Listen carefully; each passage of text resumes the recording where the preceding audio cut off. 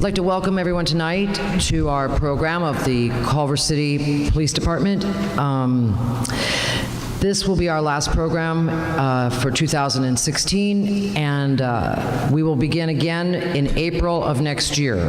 And there will be more revealed about what that program will be on our website or through our newsletter and in the Culver City newspaper coming close to the date. As Michelle said, because our centennial is coming up and there's so many new ideas and programs and things that are coming about, I encourage anyone who has some free time to be able to volunteer to join us and celebrating Culver City and its 100 years.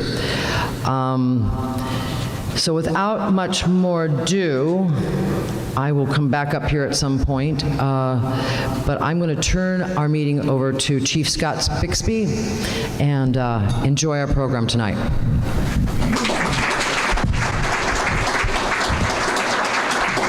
Thank you, Hope. I don't think I'm going to need this thing. I can probably talk pretty loud. I'm used to yelling, so but if I do need it, let me know, and I'll use it.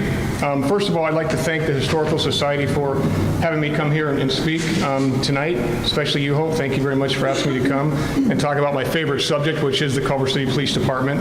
I got to tell you, I'm so very, very proud to be part of the Culver City Police Department. I'm fortunate that I've been with the department now in a paid capacity anyway for almost 36 years. I'll start my 37th year in January. Thank you. Thanks.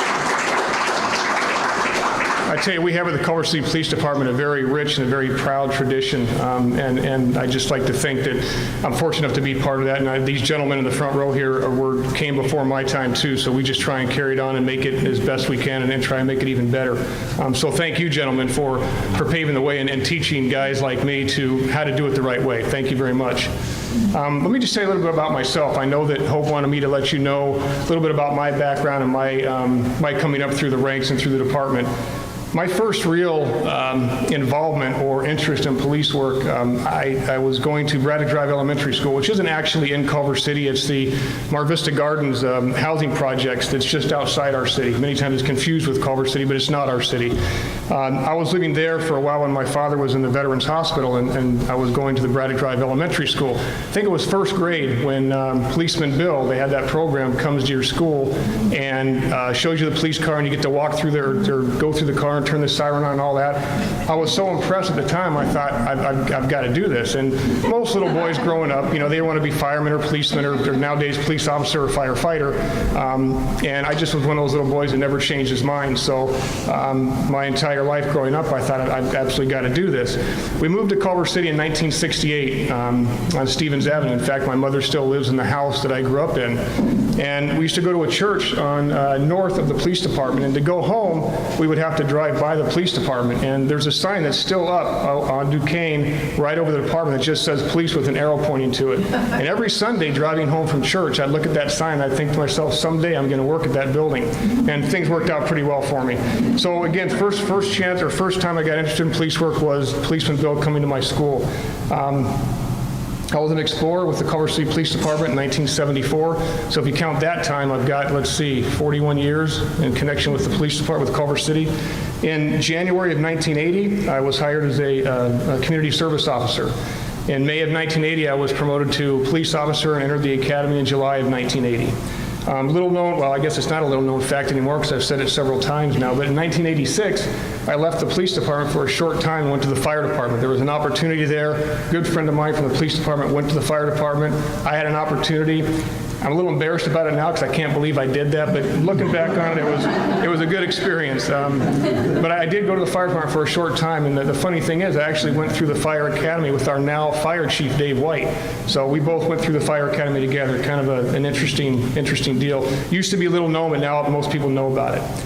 Came back to the PD after about only 5 months. Luckily, before I left the police department, I asked the chief at the time, hey, if I've made a mistake, can I come back? And he said, sure. He was good about stuff like that. So I came to see the chief at the time and said, Chief, I'd like to come back. I really miss it here, and I really want to come back to the police department. He said, when would you like to do that? And I said, yesterday. And I think within 2 days, I was back at the police department. Another great thing about Culver City, not just growing up in this town and what a great town to grow up in, but what a great city we have. The assignments that I've worked in the police department in my career, pretty much every assignment there is. Patrol, motors, which is the guys in the motorcycles, detectives, narcotics. I was fortunate enough to work several different task forces with relation to narcotics. I promoted to sergeant in 1994, lieutenant in 2000. I've worked the gang task force. I've worked the DEA task force. I've worked the HIDA task. HIDA just is an acronym for high intensity drug trafficking area. So I probably did maybe 25% of my career in narcotics of some form or another, enforcing narcotics, not actually doing them. I got to be the director of LA Impact. That's a task force that we're involved in right now, multi-agency task force. It deals primarily with narcotics, but there's also, they deal with other kinds of crimes. They help out agencies when they need help with surveillance or special crime problems. I was the deputy director there for about a year. I made captain in 2009 or 2005. I was promoted to assistant chief in 2009. I was appointed interim chief in April of 2014, and I was appointed permanent position in August of 2014. And in my opinion, I think it was the greatest thing that our council member, Megan Sally Wells, ever did. That's probably a little biased, but that was an outstanding decision that she made. You know, I've been fortunate to work with many other law enforcement entities in my time with different task forces, and I got to tell you, there's no other place I'd rather be, and I firmly believe that nobody does it better than the Culver City Police Department. That's been kind of a mantra of ours for many, many years, that nobody does do it better. We have a sign up in our briefing room that says the best and the brightest, and it says nobody does it better. And you know, it's not just words to us, it really is true. We really feel like nobody does do it better. And I think part of probably the biggest reason for that is we have tremendous support from our community, tremendous support from our council. We're just fortunate. I mean, I'm blessed. Some days I'll be sitting in my office and honestly, I'll look around and think, I don't know how this happened, but I'm a lucky guy, and I work in a fantastic town. I got fantastic people on the department, and it's just a great community. I couldn't think of a better place to grow up or work. So that's just a little bit of a background on me and how I came up to the organization. Couldn't be happier about it. I'd like to introduce Captain Ron Azuka, who is our Traffic Bureau commander, and he is going to tell you a little bit about some of his experiences, and I know he's got a slideshow that he's going to show you. And I'll be back later to kind of bring you up to speed on what we're doing now and just an overview of the department. So thank you very much, and Ron, welcome. Good evening, everybody. How are you? Good. That's all you got? You know, I don't know how many meetings I've been to this or how many community events I go to, but I can tell you I've been here, like the chief, I'm on my 31st year, and it's a joy and a pleasure and be blessed to work for such a fine city and such a community that shows great support for the police department. I wouldn't want to be anywhere else, and I came from another police department a long time ago. So you guys we're very lucky, and I think the community is great. Without you, we couldn't do our jobs right. So I thank you for that, and I thank you for letting us be here today along with the chief. And I'd like to say something. I think since Chief Bixby became our chief, we've experienced a tremendous kind of like a rejuvenation. I think for the most part the department is really moving forward, and I think we have the best and the brightest. I kid the chief sometimes about the best and the brightest, and he knows why, but you know, that mantra's been with us for a long time. I truly believe in it, so I think, like I said, we're all blessed, and you guys, we're all blessed as a community to be here. So just a little bit about myself, like the chief said, I'm in charge of our traffic bureau, and so you can imagine what everybody's biggest concern in our city is. Yeah, I get a lot of phone calls, which is okay, but we have to manage that, and that's part of my responsibility, so I oversee our traffic. I don't like talking to mics. But just closer. Wait, let me turn my hearing aid on. Oh, okay. So anyway, so like I said, so I get a lot of calls because traffic is such a big concern for everybody in this community. Along with that, like I've worked probably every assignment you can think about the police department coming up the ranks. I've enjoyed every minute of it. I've had some moments when everybody else. So like back in 1986, I'm pretty famous for crashing a car.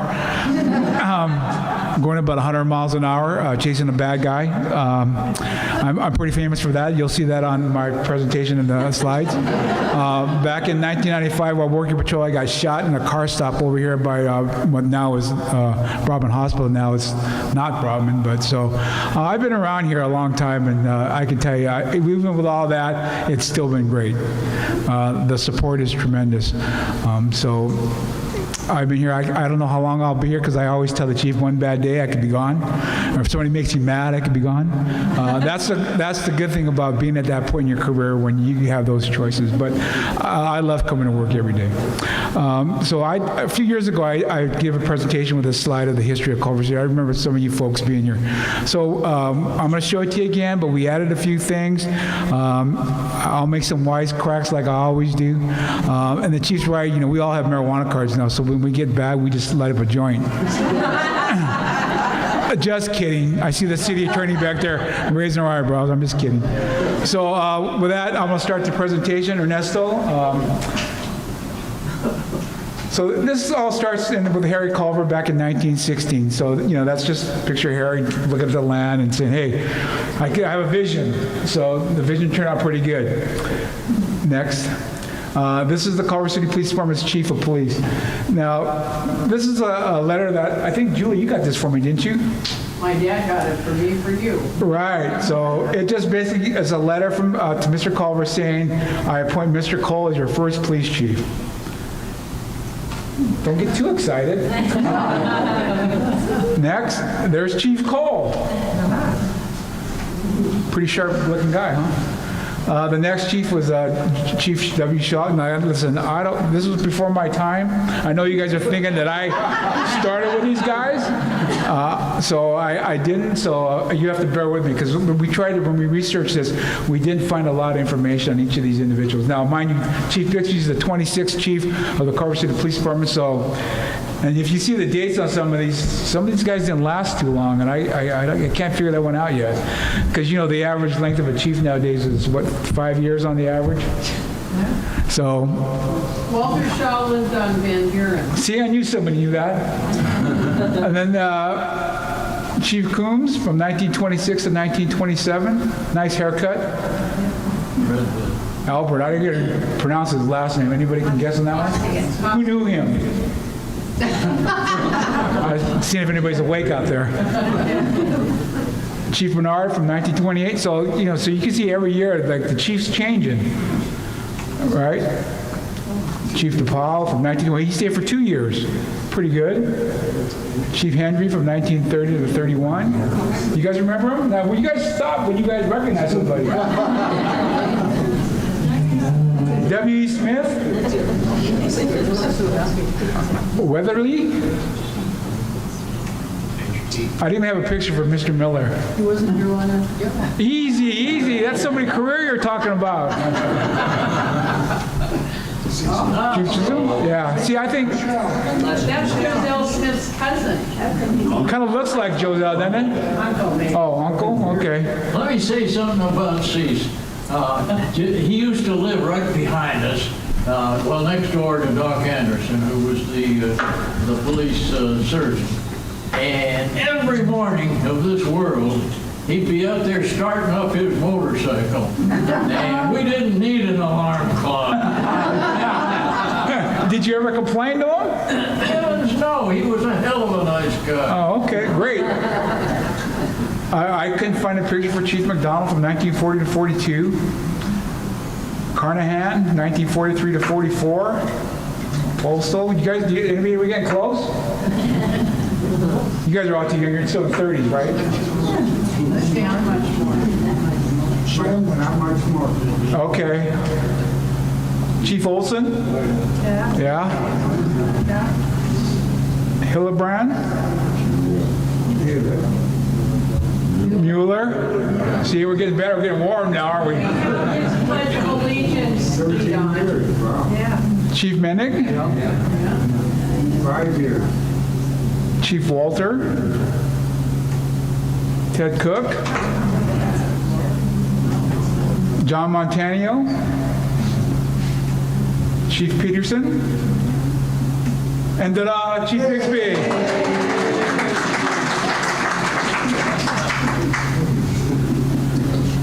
So I just went back and we tried to find some photos and some history of the police department back then in the 30s. So.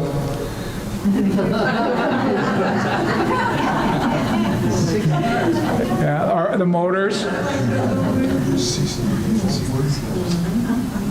Yeah. Julie, you know that building, the old City Hall?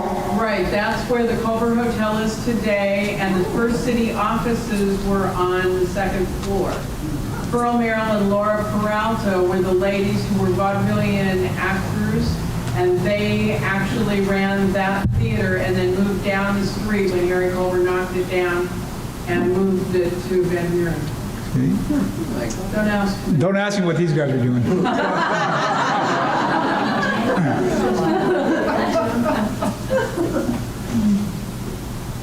There's the old police station and That's fire Van department. Buren. Yeah.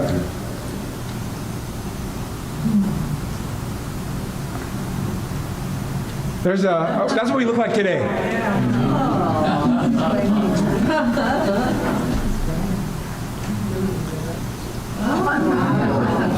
He's pretty brave sitting on that animal. There's an inspection.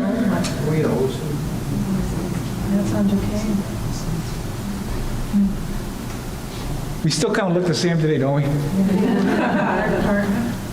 Yeah. The whole,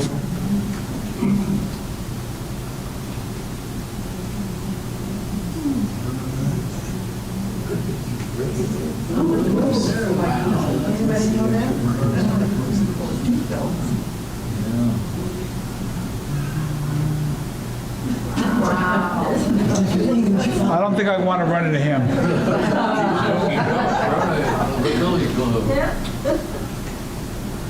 Hey, some of you been in that jail.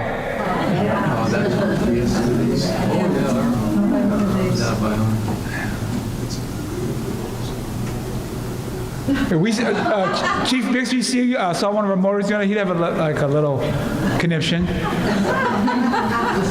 Of course, he did that back in his day, though.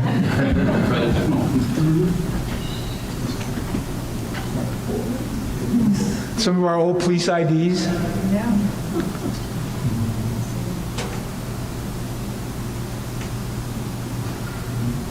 Police department's new dedication. There's the invitation.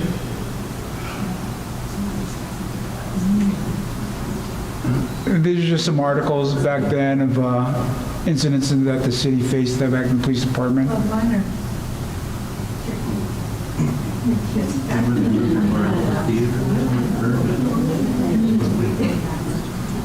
Yeah, the women.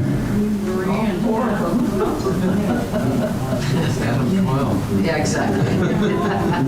Oh, Ron. Yeah, Ron Perkins Jr.'s mom, Barbara. Mom, Dad.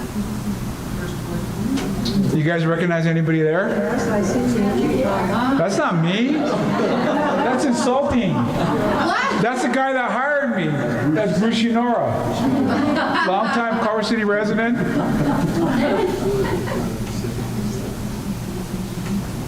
That's me.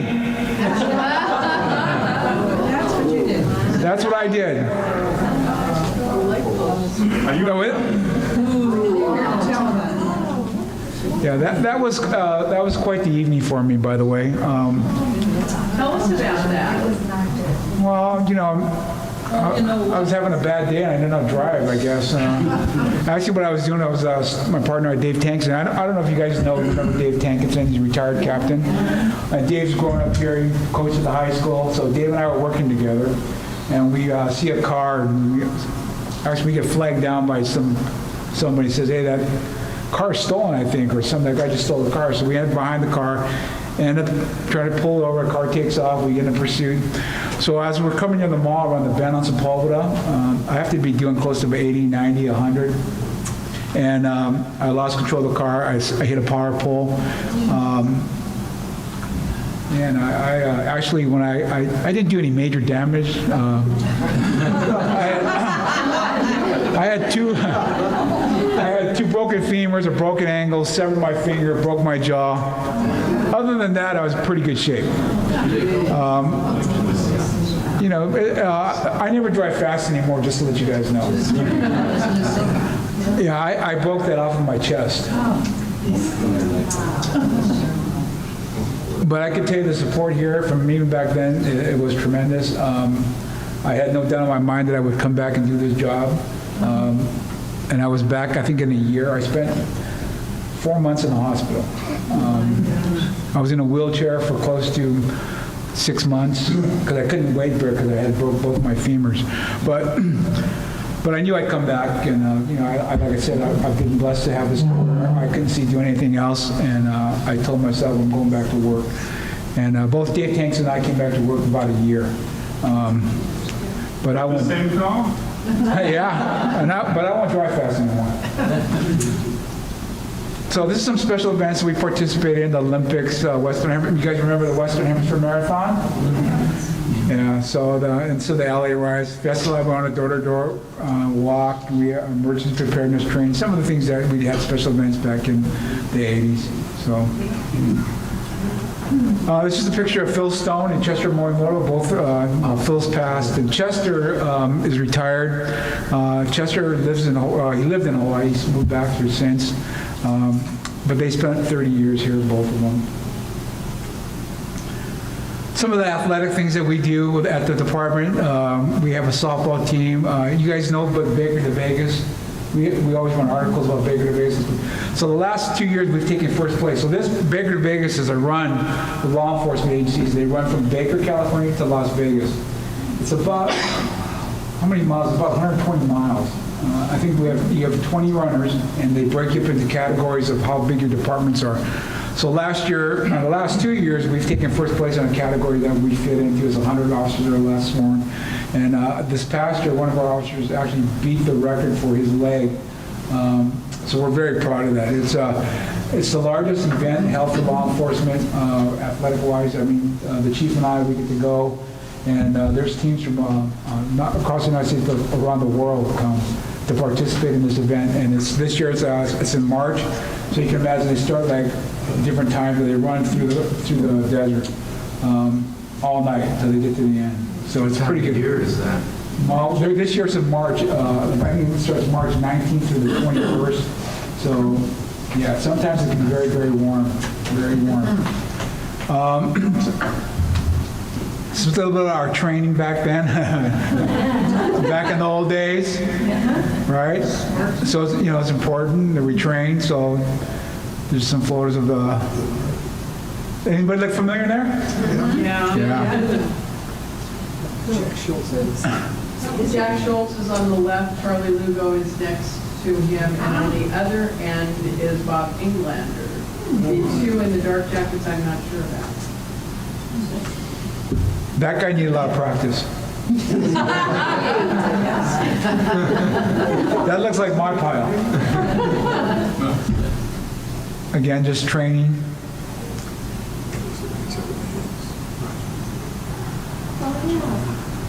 This is how our motors used to train. Chief, when you were a motor, did you have to do that training right there? Yes, I did. Yeah. They would, you know, now they go to either LAP or sheriffs or whoever, California Highway Patrol, they do our motor training. But back then, they used to, you know, prepare guys to go. They would start practicing early. So that's some of the motor training that they're going through. Some of our canines. And these are some pretty old pictures, by the way.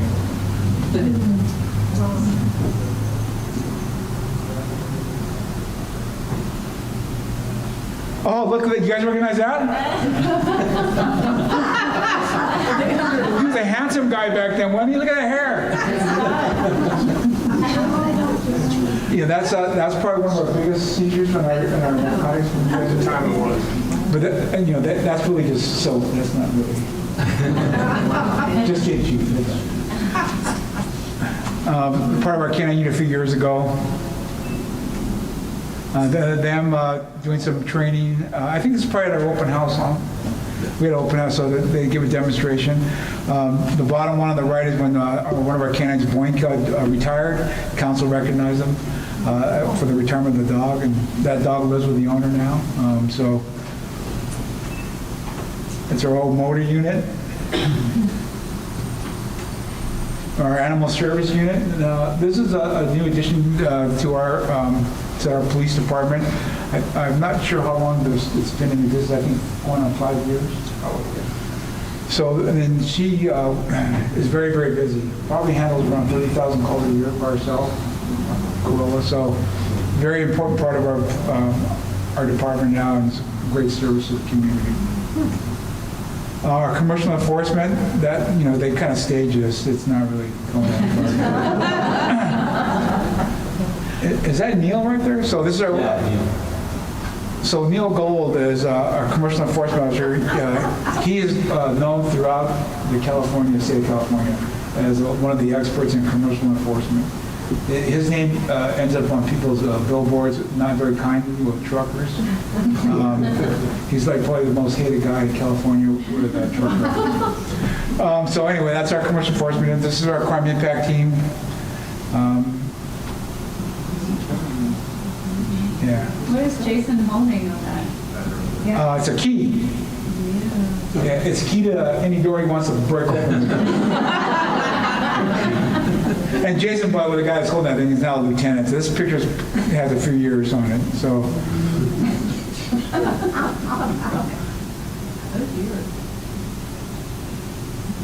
We don't really give them real guns, though. That's just, it's just a picture. Sure. I want you to move the front and stand here right with me. All right, next one, Ernesto. So, this is part of our training we did with the school a few years ago on active shooter training. So we got together with the school and the fire department. We practiced this just because of the trends that we see throughout the country with school shootings and those kind of things, to be prepared. I think we were probably one of the first to integrate fire departments in responding with us to those kinds of incidents where we actually, the firemen, go inside with us. It's a normal training procedure that the county's accepted, and fire departments and police departments are trained together now for a rapid response to incidents of this nature when they have active shooter. So we did this with the school. It gives us a great, it gives us an idea of what to expect and how we train. So when this ever happens, we'll be ready to respond. This is our range shooting team. They actually train everybody, so they're very proud of themselves, so they wanted a picture, so we put it in there for them. It's our forensics unit, which is an important part of police work. You guys all watch TV. We're supposed to solve crimes 24 hours after they thing, because we have DNA, forensics, all those TV shows that solve murders in 24 hours. Doesn't happen too often, but... Oh, our automated enforcement, our red light enforcement cameras. So this is our first intersection of Los Angeles and Washington back in 1999. First ticket. Our Reserve Corps, we have reserve officers. They all work for free. They help supplement our current complement of officers. They work patrol. They work different assignments all throughout the organization. So every year we try to honor them and give them awards and thank them for their free service. Our Citizens Police Academy, something that we instituted a few years ago. It's a great, great program for the community. I've been involved with this since the inception of it. It's the people that have gone through, like you talked to Councilmember Wells. She was a great student. And it gives an opportunity to see your police department, what we do, why we do it, how we operate, how the organization operates, and it's important to include the community in what we do today. Without you guys, we would not be as effective as we are, so we need that partnership. This is one way for you to learn what goes on over there at our police department, your police department. And so I would suggest, if you had the opportunity or the time to do this, we offer it twice a year to come. It's 8 weeks, meets one night a week, and you get to, you hear everything, get to see, go on a ride along, you get to go to a shoot, don't shoot scenario. It'll give you a good idea of what your police department is doing for you. So I encourage anybody who's interested to let us know when we get the next class going and sign up. These are some of our new recruits that just graduated a few months ago. We're very proud of that. I think we, like the chief said, we try to find the best and the brightest. We haven't changed how we hire people or what we look for, the qualities in a person. It's important. So we're very, very blessed to have these folks. They just graduated. They're probably almost a year now. Yeah. That's the command staff, current command staff. Captain Alan Azra, myself, Chief Bixby, and Assistant Chief Chris Gutierrez. We're all I can't use the word old here, right? You get it. You look at this, all the hash marks on our sleeves, you can tell we're pretty... we have the volunteers in patrol. This is we have volunteers that help out at the police station. They do a number of things for us, some data entry. They help run the station. A very good program to get involved if you guys are interested in helping at the police department. The Wall of Honor, our Medal of Valor winners throughout the years. You might recognize some faces up there.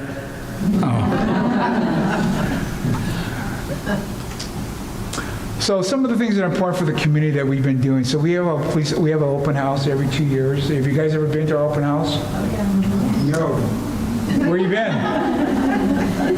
So we do that, and then the bottom pictures, we have the chief instituted a new police explorer program. These are some of our newest explorers, which is great for the kids, our youth, high school age youth that maybe want a career in law enforcement. It gives them an opportunity to see what police work's about, and so they can move forward. There's a great recent graduation that they graduate from. They have to go to an academy. I think the academy is 2 months.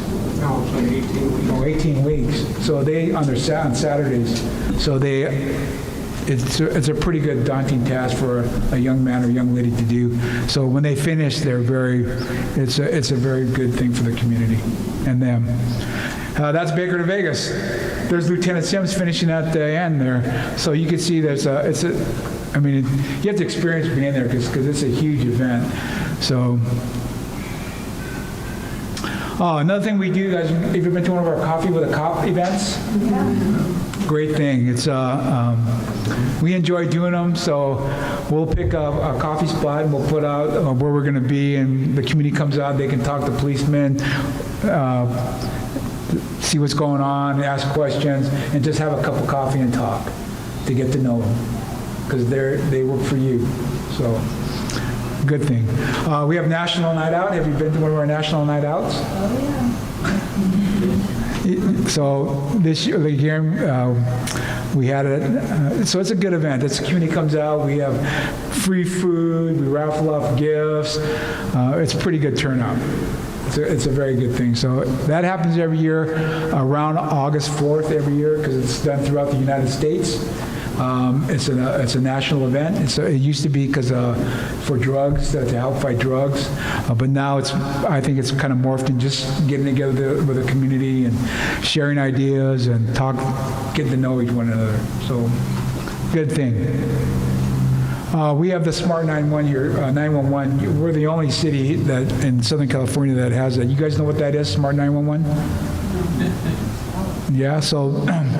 When you call 911, so this system allows us for you to go to put your information in there, whatever you want to put in there. Like if you take certain kind of medications, or you are taking care of somebody in your home that has special needs, or whatever it is that you want to put in there, you get to do that. So when you call 911, your information pops up on a screen, and it's totally confidential. But the fire and police, we have an idea what we're going to. That you could have animals at your house. There's a dog in the backyard, be careful. Whatever you want to put, it's up to you. So the information comes out there on our dispatch screen. They can relay the information to the police officers that are responding, the fighters that are responding, or it comes up on their computers in their cars. So they have that information. It helps the response if they know what they're going into.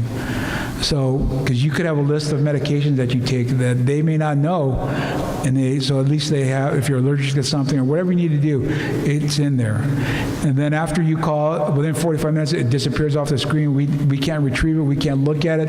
The only one that has access to update it is you. It's a very secure thing. We're very proud of that when that came to fruition. So To help our seniors, what we did, we go to the senior center, and we sign people up to make sure that they take advantage of this service that we have. It doesn't cost you anything. It's free. You can go to our website. You can log on and put your information on there, and it'll pop up if you ever need to call 911. One of the things that we do, the Santa sleigh, that's been around for a tradition here for a long time. Around Christmas time, they take that sleigh out. They just got redone this past year, and they pass out candy and let the kids sit on Santa's lap and make wishes. So this year we hosted Ciclavia, we actually had about 70,000 people out here riding bicycles of Washington and Venice, and it was a great event. Great event. With the cute girl in the middle of the group. Oh yeah, I wonder who that is. That must be the Miss Mayor at one time, right? We have an OTS grant, Office of Traffic Safety grant. Part of that grant is that we enforce DUI. So twice a year we conduct checkpoints. This one happened to be on La Cienega, and we'll stop random cars and to see if anybody's been drinking or driving. We also this year we had a meeting with autism to help kids understand what police officers do, not to be afraid of them. They're here to help. And you can see Lieutenant Sims having a conversation with them, and he's explaining what they should do when they come in contact with a police officer, that they're their friend, they're not their enemy. And so it was a very positive thing that we did this past year. These are our new police cruisers. They're Ford Explorers, so we put that in there. They get really good gas mileage, Megan. That's one of our older supervisor's cars. This is what the inside of our motorcycle, obviously it's a BMW, and the interior of the car just shows you the gun racks in the car. Technology plays a big role now, so we just updated all our what they call mobile data computers in our cars, and we also just recently, thanks to our city council, we put what they call MAV, or video cameras in our cars. So all of our cars, black and whites, all have video cameras in them now. So this is all part of that same project that they just got completed. That's our forensics van, again, important to us. So that's what they drive to when they have to go to a crime scene. That's our color guard.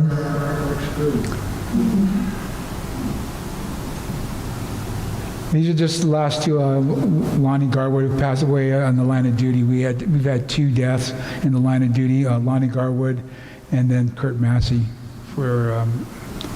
which is really tragic. So he's been gone since 2009. And that's it.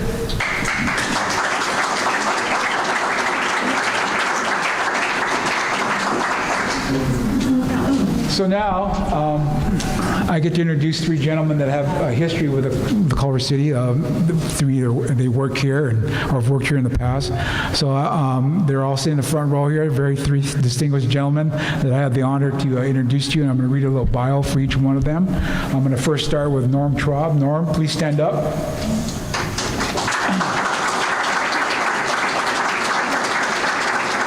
So after graduating Culver High School, Venice High School, excuse me. My mom went to Venice High School. Norman listened to the Air Force, and then after the Air Force, he joined the Culver City Police Department in 1954. He worked a variety of assignments and rose quickly through the ranks to lieutenant. He resigned from the Culver City Police after 16 years and accepted the position of Chief of Police in the city of Placentia.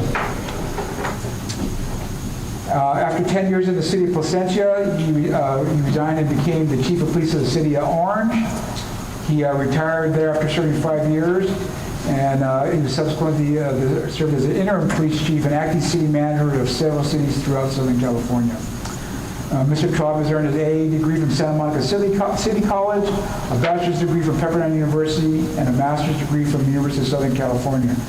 He's also a graduate of the FBI National Academy and numerous executive development courses. Since retirement from law enforcement, He has been the president of Norm A. Traub and Associates, the organization specializing in workplace investigation. He presently resides in Yorba Linda with his wife, Robin. Norm? The next gentleman I'd like to introduce is Tom Kendra. Tom Kendra was raised in Culver City and was a member of the first graduating class of Culver High School back in 1953. He earned an AA degree from El Camino College and a BS degree from Pepperdine University and a master's in public administration from the University of Southern California. He joined the Culver City Police Department in 1957. He worked a variety of assignments and was promoted to sergeant and lieutenant. He left the department in 1971 to accept the position of chief of police in the city of Sierra Madre. He returned to Culver City as the assistant chief in 1974 and resigned in 1977 to accept the position of chief of police of the city of Palm Springs. He remained there until his retirement in 1989. Following retirement, he managed a private security firm in Palm Springs and served as executive director of United Way for the Desert before retiring in 2000. He is married, has a high school sweetheart to his high school sweetheart in Maryland, and they presently reside in Oceanside, California.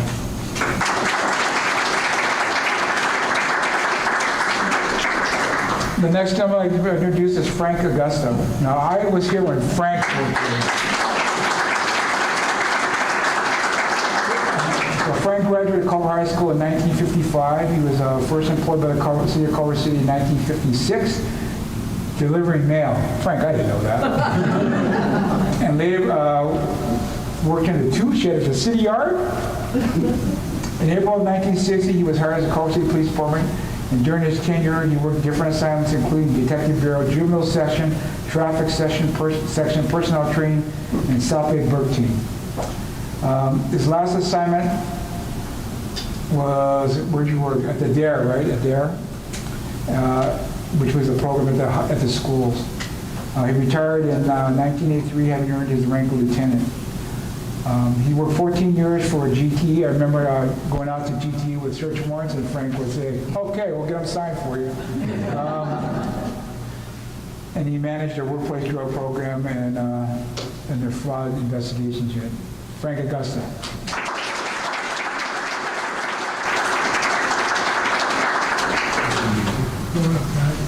You guys are up.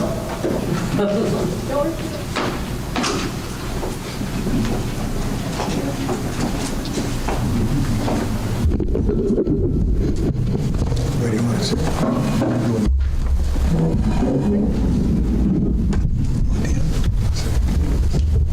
You notice we walk up here pretty slowly. I'd like to introduce my sister. There she is. She's also a Culver City grad, right after the class after Tom.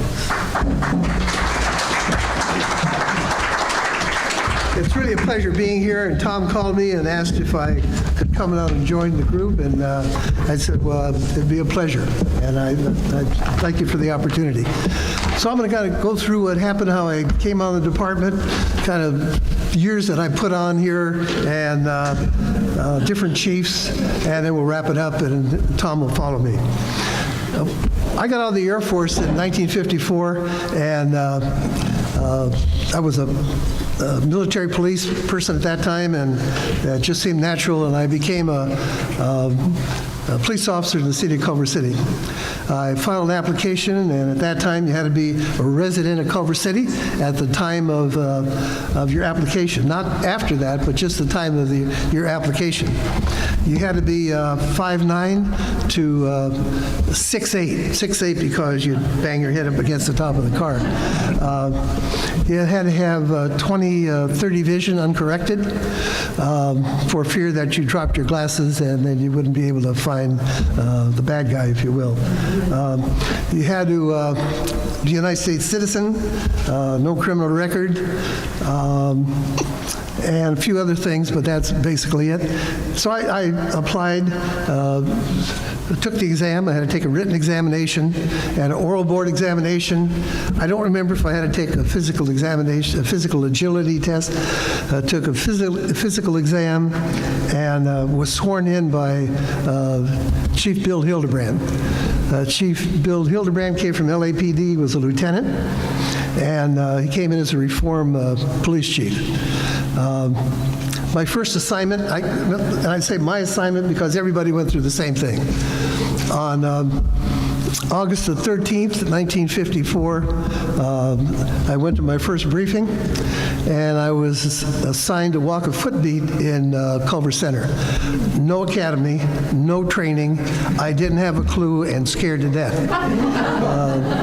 So I walked up and down Culver Center until it closed, and then I walked down east on Washington Boulevard. I didn't know the city boundaries. I did have a map, but I was too concerned about even reading it. So I walked down east on Washington Boulevard, and I thought, the thing we had to do was do bar checks. So I stopped in this bar to do a bar check. It was in Los Angeles. They looked at this strange guy and it kept it moving. So that was one of my first mistakes. The second mistake, I was walking down east on Washington Boulevard, and I was hoping nobody would stop me. Well, a couple did, and they asked me, "Where's Irving Street?" I said, the fire department's right across the street, and they'll be glad to help you. Irving Street was the next street. My first assignment, like others, I want to emphasize no training at all. My first assignment was work the mid-watch from 10 at night to 6 in the morning. My partner was a veteran of 6 months, and I had 1 month. A lot of mistakes, a lot of fun, really eager. Anything that was out there after midnight was stopped. We had to buy our own uniforms, our own weapons. The only thing that the city provided was our badge and a hat piece. That was it. So when we got off work at 6 o'clock, at 6 o'clock in the morning, we had to go to court because we made a lot of arrests. Court was at 9 o'clock. Can you imagine these bleary-eyed people going to court after working all night? So it was different times. My starting salary was tremendous. It was $350 a month. I thought it was wonderful after getting out of the service, and we didn't get paid overtime. So we went to court. We didn't get paid. We got compensatory overtime. So you could take the time off if they had enough people around to allow you to take time off. So after Chief Mueller, Chief Hildebrand, let me back up just a second. We have no walkie-talkies. There were no cell phones at the time. So walking out, you were on your own. However, there was a light on top of the Culver City Hotel. It was a red light. If the red light went on, you called the station. There was also what they call a call box. So if we weren't near a phone, we could get to a call box, we call the station, and they would send help. I like to spend some time to talk about Bill Hildebrand. Now let me back up one. I'm going to digress because I don't have my glasses on, so I have my notes. And there was a program which you may remember. It was called Night Watch. Anybody remember Night Watch? Yeah. This is it. This is real. This is Night Watch. Well, Culver City was pretty quiet. In the 50s, there wasn't a lot of crime. So they didn't make up stories, but it took them a long time to get enough information to provide a radio program. It later became a TV program. So Culver City was well known way back in the olden days. So we'd go around the TV cameras and watch what we did. The person was named Don Reed was the announcer, and Ron Perkins was the star, if you will. It was Sergeant Perkins at the time. In 1964, a major change took place in 1956, a major change took place. They hired Gene Mueller. Gene Mueller came in as a reform police chief. Everybody was a reform police chief. And you notice that some people just lasted a year. A lot of those were interim police chiefs. They only lasted for a short period of time. Let me tell you about Gene Mueller. He was bigger than life. Y'all remember Gene Mueller? He was something else. Gene Mueller was not a tall man, but an imposing figure with his booming voice. Let me tell you a little history about Gene Mueller. When he was a lieutenant at Pasadena, he became the acting police chief in the city of Southgate as a reformed police chief until he could hire a regular chief. He went from there back to Pasadena. Then he became the police chief of Upland as a reformed police chief. So he straightened out that department, and he was well known, and he ran for sheriff of San Bernardino County. He won. He was a reformed sheriff, which meant there was corruption and graft and incompetency and a lack of accountability. Gene Mueller changed that, or tried to. That's the biggest county in the world. It is in acreage. It is.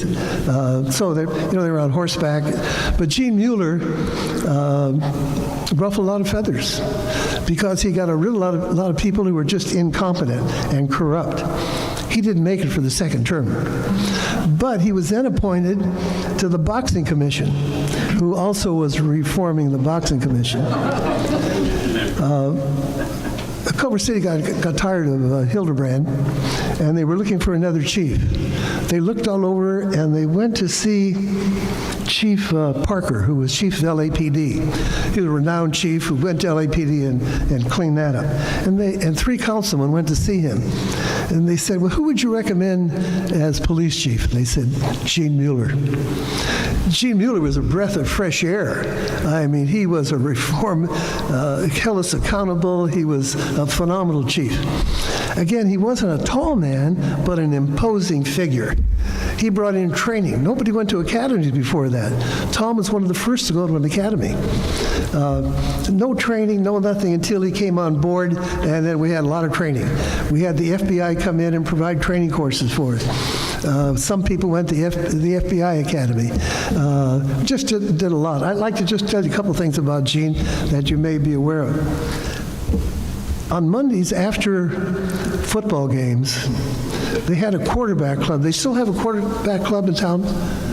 Well, Gene Mueller always liked to let people know that he was around. So on Monday mornings, it would be a small room for the quarterback club, and he blasted off a starter pistol. Can you imagine in this room with somebody shooting off a gun? That was Gene Mueller. I'd like to tell one other thing about Gene and Gene Mueller, that you may have experienced. He was well known for his prologue to the Pledge of Allegiance to the flag. Anybody remember? I mean, it was just amazing. He asked me to do it. Pardon me? We have it. Oh, do you? Well, I'd like to have it back because I don't remember all of it. I would appreciate it. Well, he asked me one day to do it for him. Well, I have kind of a soft voice, but except to have a microphone. So he said, he couldn't never pronounce my name, Sergeant Trobe, to the chief's office. And he went through this, gave me a copy of it, and he said, go home and practice. Well, I had a bunch of kids, and I practiced with a diaper, and he called me to his office. Sergeant Trobe, show me the... And I said, this flag was made in God's design. No! With emotion. So here's what he did. He grabbed the flag. This flag was made in God's design. This flag of yours, this flag of mine. And with this flag, I don't remember the rest of it, but you can, I mean, for the first 10 times you heard it, it was awesome.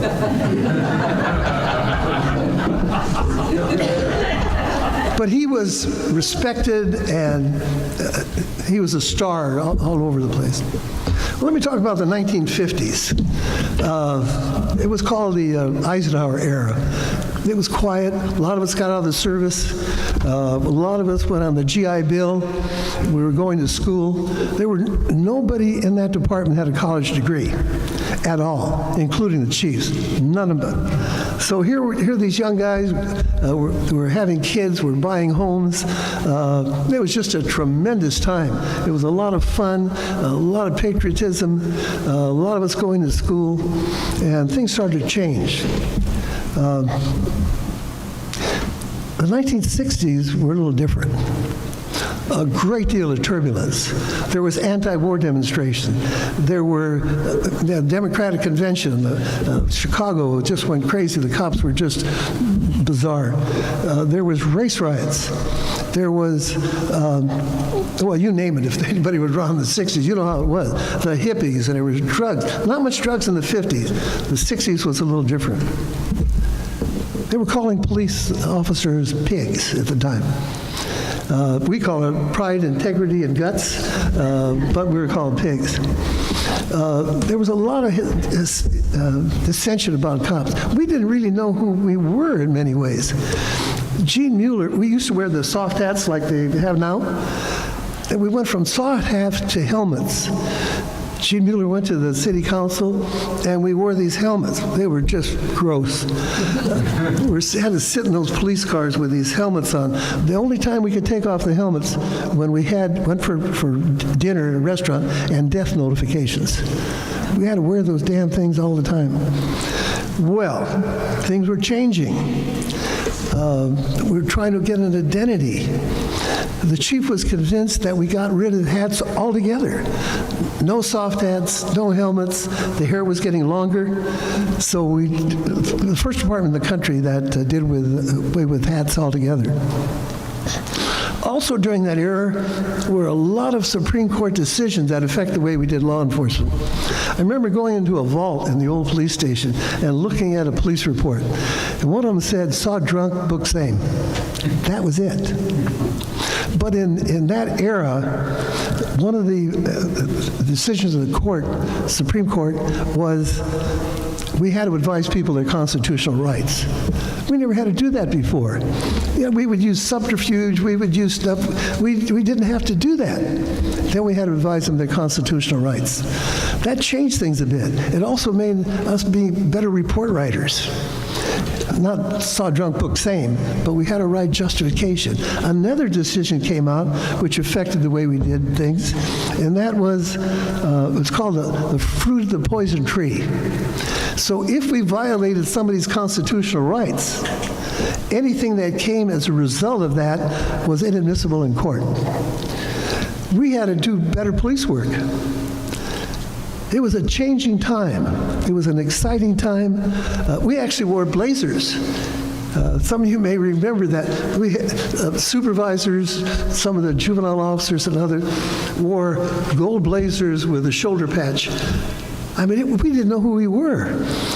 Well, about that time, in 1964, the President Johnson at the time saw that how everything was just going to hell. And he put together a Administration of Justice commission. That commission then came out with a report. It was called The Challenge of Crime in a Free Society. That report recommended higher education for police officers, entry-level police officer, promotion, additional training, sensitivity training. We all went through that. Culver City, again, was a leader. The city council, in their wisdom, allowed us to have tuition and texts free. So we went to SC, we went to different schools. We didn't have to pay for it.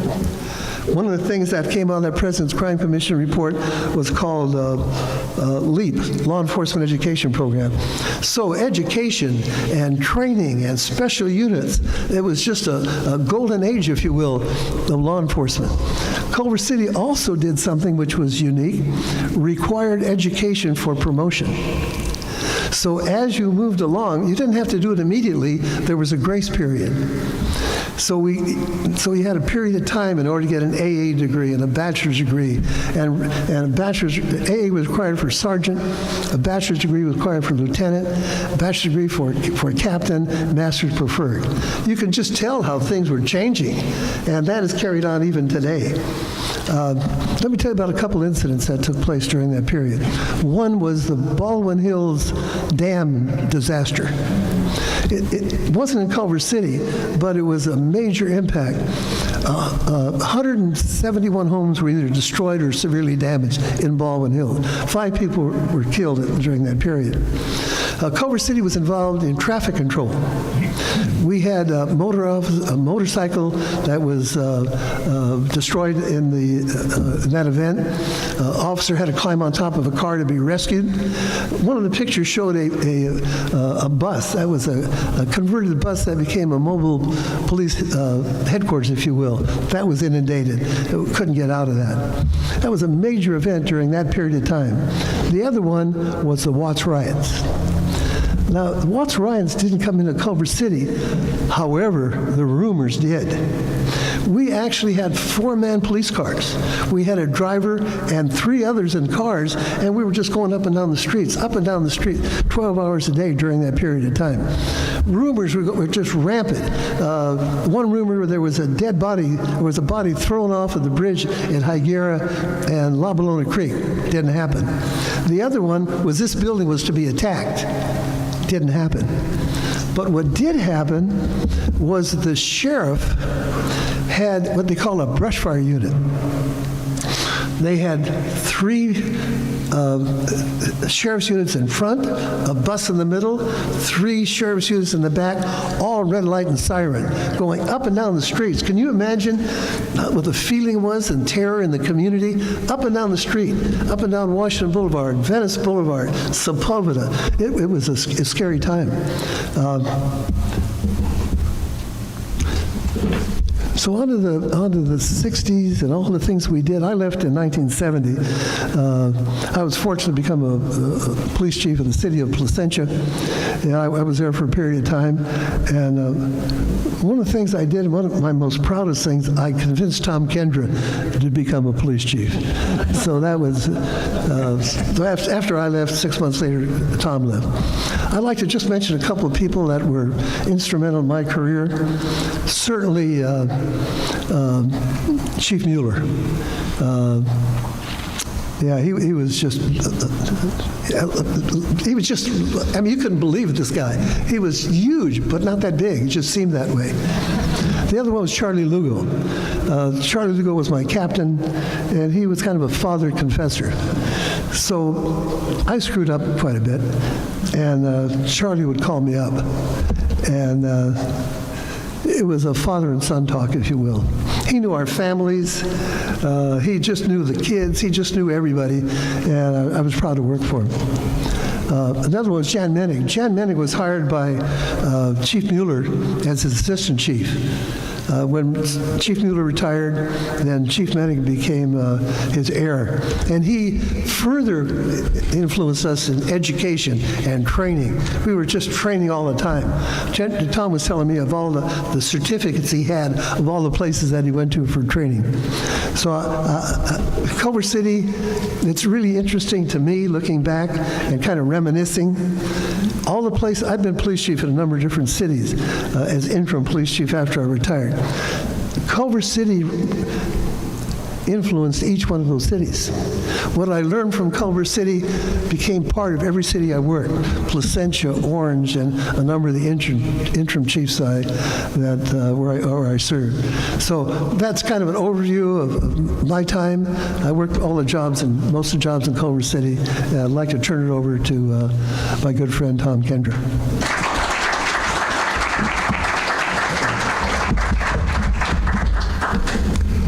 Good evening. I was raised in Culver City. I was on the poor east end of town, but I was here from 1942. I went to Washington Grammar School and Culver Grammar School and was in the first graduating class of the high school, as I said, in 1953. By the time I got out of school, I was pretty much convinced I wanted to get into law enforcement as a career. I recall looking at the LA Times, one ad, be a Los Angeles police officer in big, bold printing, $375 per month. I thought that was pretty good. I joined the Culver City Police Department in February of 1957. I had just turned 22. And at that time, I think the salary had increased to just over $400 per month. Chief Mueller had been there just a short time, and I think I was probably the third or fourth officer that he had hired. The city at that time, as close as I can remember, the population was just under 30,000, I recall correctly. The area was 4.5 square miles. The eastern boundary was La Cienega, and then we had Washington Boulevard going all the way to Lincoln. And so that was pretty much the way things are now. I think the boundaries are the same. The population, I think, is probably about near 40,000 now. But there were a number of exceptions. In 1957, Fox Hills had not been developed. MGM Lot 3 and MGM Lot 2 was not developed. Sepulveda Boulevard from La Leona Creek down to Jefferson was undeveloped except for Ella's Cafe, sitting out there all by itself. It's hard to visualize, I think, Culver City now with vacant property and open space. But then Sepulveda from Jefferson, West Jefferson, and Jefferson was pretty much developed the way it is. There was, I think, still some empty spots there. But at West Jefferson and Sepulveda, there was a nice thing that we appreciated. It was a Winchell's Donut Shop. Whatever you may have heard about cops and donuts, it's true.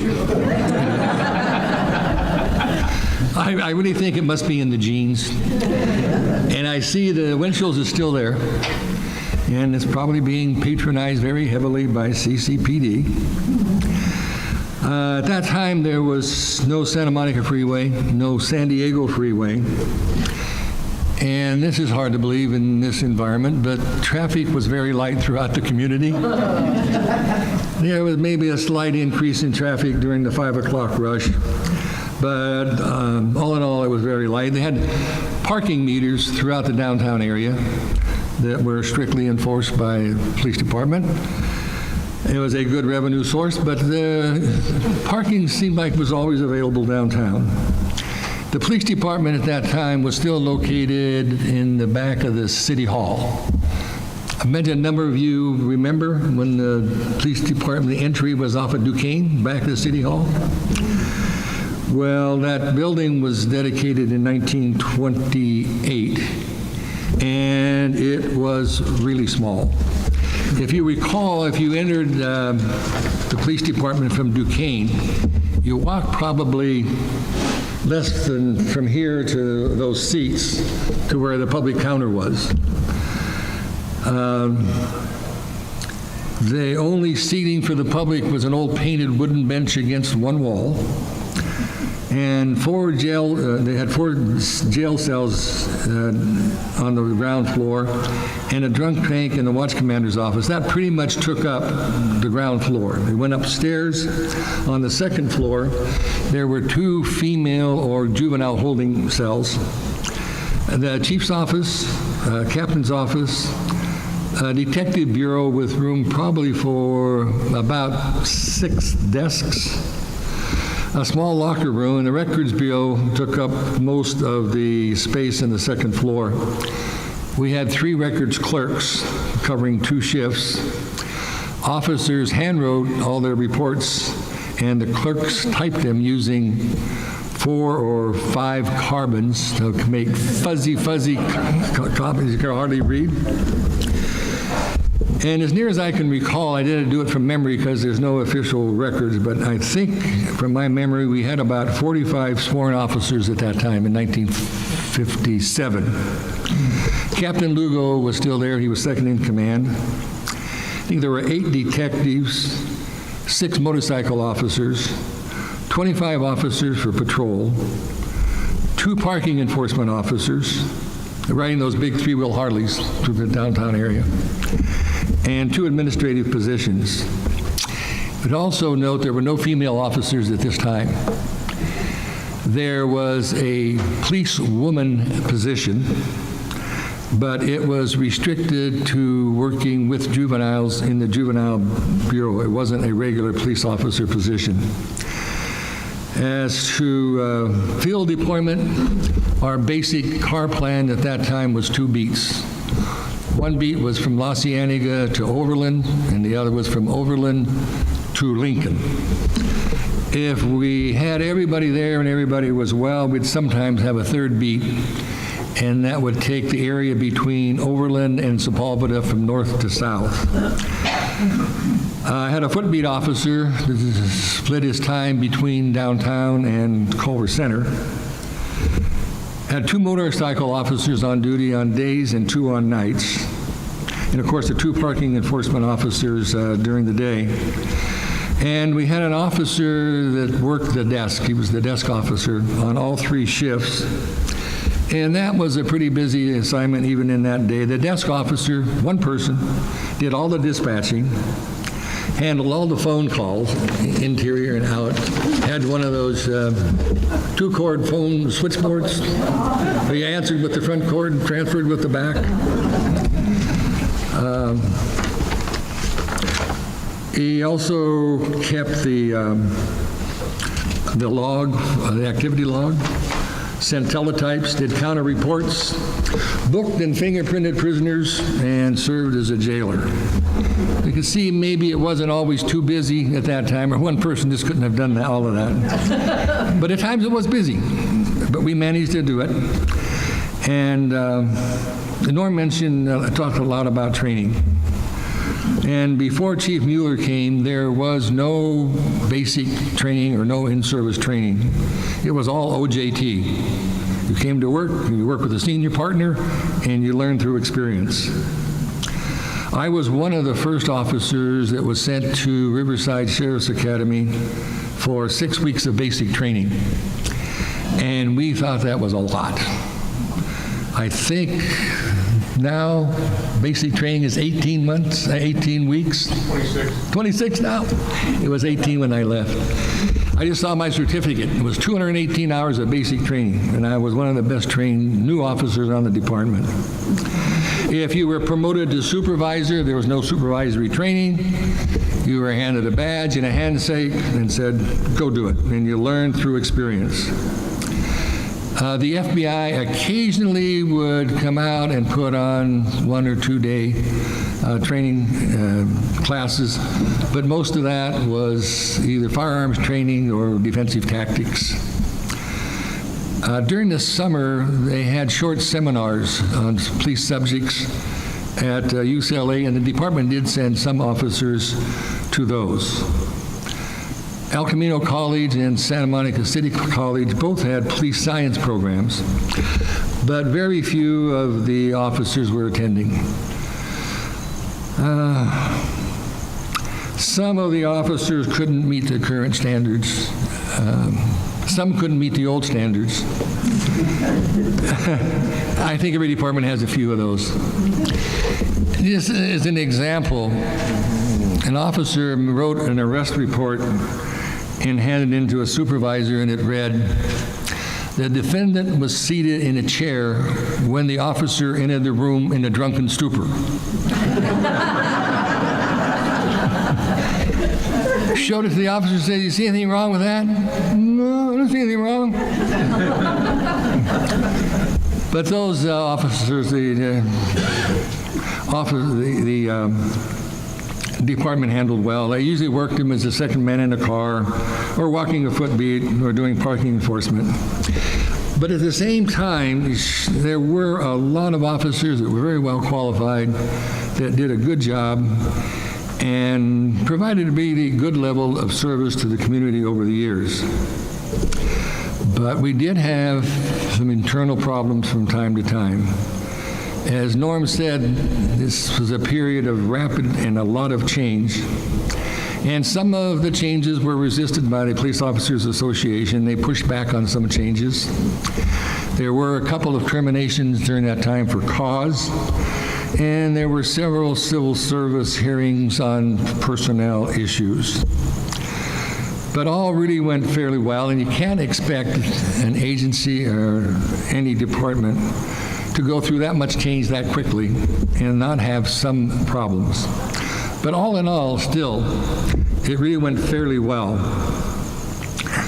And we have to expect that some changes some problems were going to occur. As far as crime was concerned, I recall my senior officer, a couple of first days I was on the job, driving through downtown. I was the second man in the car, and he said, "We don't patrol the banks much. There hasn't been a bank robbery in Culver City since 1937. 20 years, no bank robberies." Another officer, again breaking me in, said, "We don't patrol much in the residential areas because nothing happens there." Said once in a while a neighborhood kid will go in a neighbor's house and steal a piggy bank or something, but nothing happens down there. We spend most of our time in the commercial areas because commercial burglaries was kind of the primary problem. Burglaries during the nighttime hours of gas stations, bars, markets, and that sort of thing. The most robberies that we did have were of liquor stores because they were the only business open late at night. I think most of the liquor stores were open until midnight and everything else was closed. And on weekends, some of the liquor stores opened until 2. So the patrol cars always be sure to close the liquor stores. Most of the activity was dealing with traffic accidents, family disputes, drunks, DUIs. They were 502s in those days, and auto thefts. But all in all, in the 50s, it was pretty quiet city. But over the time to time, we did have some major incidences. We had several officers involved in shootings. Fortunately, none were fatal. We had one officer that was abducted while he was on duty. For some reason, we had an officer working alone in a patrol car. We made a stop down near Zanja in Washington in the early morning hours. For some reason or somehow, that person got the drop on the officer, disarmed him, and they took the police car and drove up to the Hollywood area, where the officer somehow escaped. It turned out that he was an ex-con, didn't want to go back to the prison. But the next day, this super sleuth here and his partner located the suspect in the movie theater in Hollywood and arrested him, and he went back to prison. We had an officer that was shot in the hand making an arrest. He was kind of a big burly guy. He got shot in the hand. He was holding onto the suspect with his good hand and beating him over the head with the hand he was shot in, and he kept him in custody. We had another officer that was shot in the face during a routine traffic stop that turned out to be robbery suspects. That officer was subsequently retired on disability. And then we had a teenager, apparently with nothing better to do, decided to blow up a police car in the parking lot across the street. All of a sudden, for no reason, he planted some explosive in his police car and blew it up. We caught him too, but no reason to do it except for something to do. But things changed from the 50s. By the 60s, bank robberies were common. We were constantly running out. A bank robbery just occurred.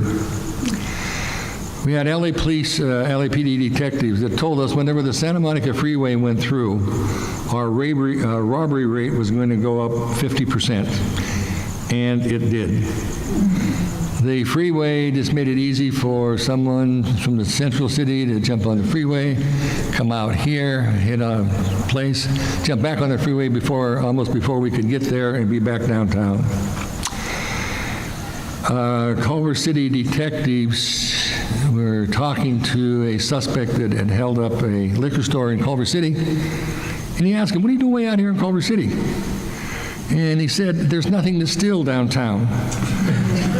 if you hit a store downtown, you might get $50. You come out here, you hit a liquor store, you get $300 to $500. So it just kind of siphoned the crime from the central city out into the suburbs with the freeways. And residential burglaries by this time became a major problem, and I imagine it continues at this time. It was primarily fueled by the drug culture, and they found that hitting houses was less risky, and the take was still good. As to drugs, I recall the class on narcotics and basic training. They talked about different drugs, heroin and other drugs. But when we got to cocaine, the instructor said, we're not going to spend any time on cocaine. There's just a little bit of it in the black area downtown. You won't even see it, so we're not going to even talk about it. And now it's coming across by the ton.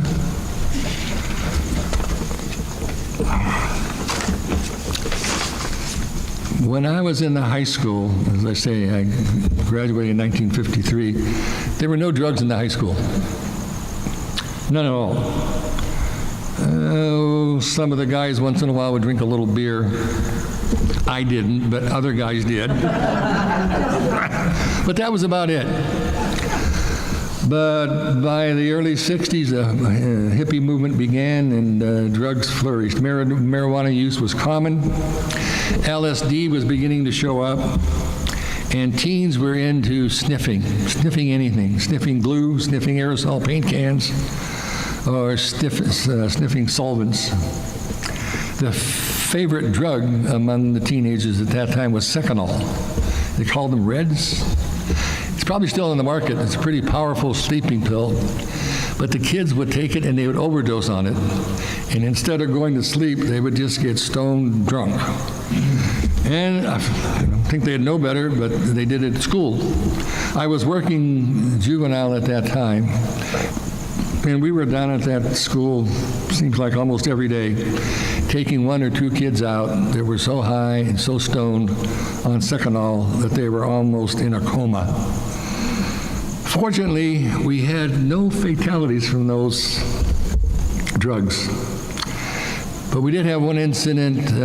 Kid is 15 years old, was walking home down Sepulveda Boulevard at night, and there was a lot with large trucks parked on it. He stopped there and was sniffing gasoline from one of the trucks, and he dropped dead there. The coroner said that gasoline fumes or vapors in concentrated form just destroys the lung tissue. And that's what happened with him. That's, as far as I know, that was the only death we had up to that time from drugs or sniffing. In looking back, the 50s was really a good time. Things got more difficult in the 60s, but by and large, the department responded well, and they did a good job over the years. And now, Lieutenant Frank Augusta, another Culver High graduate, will talk to you more about the more recent history of the police department. Frank? Thank you, Tom.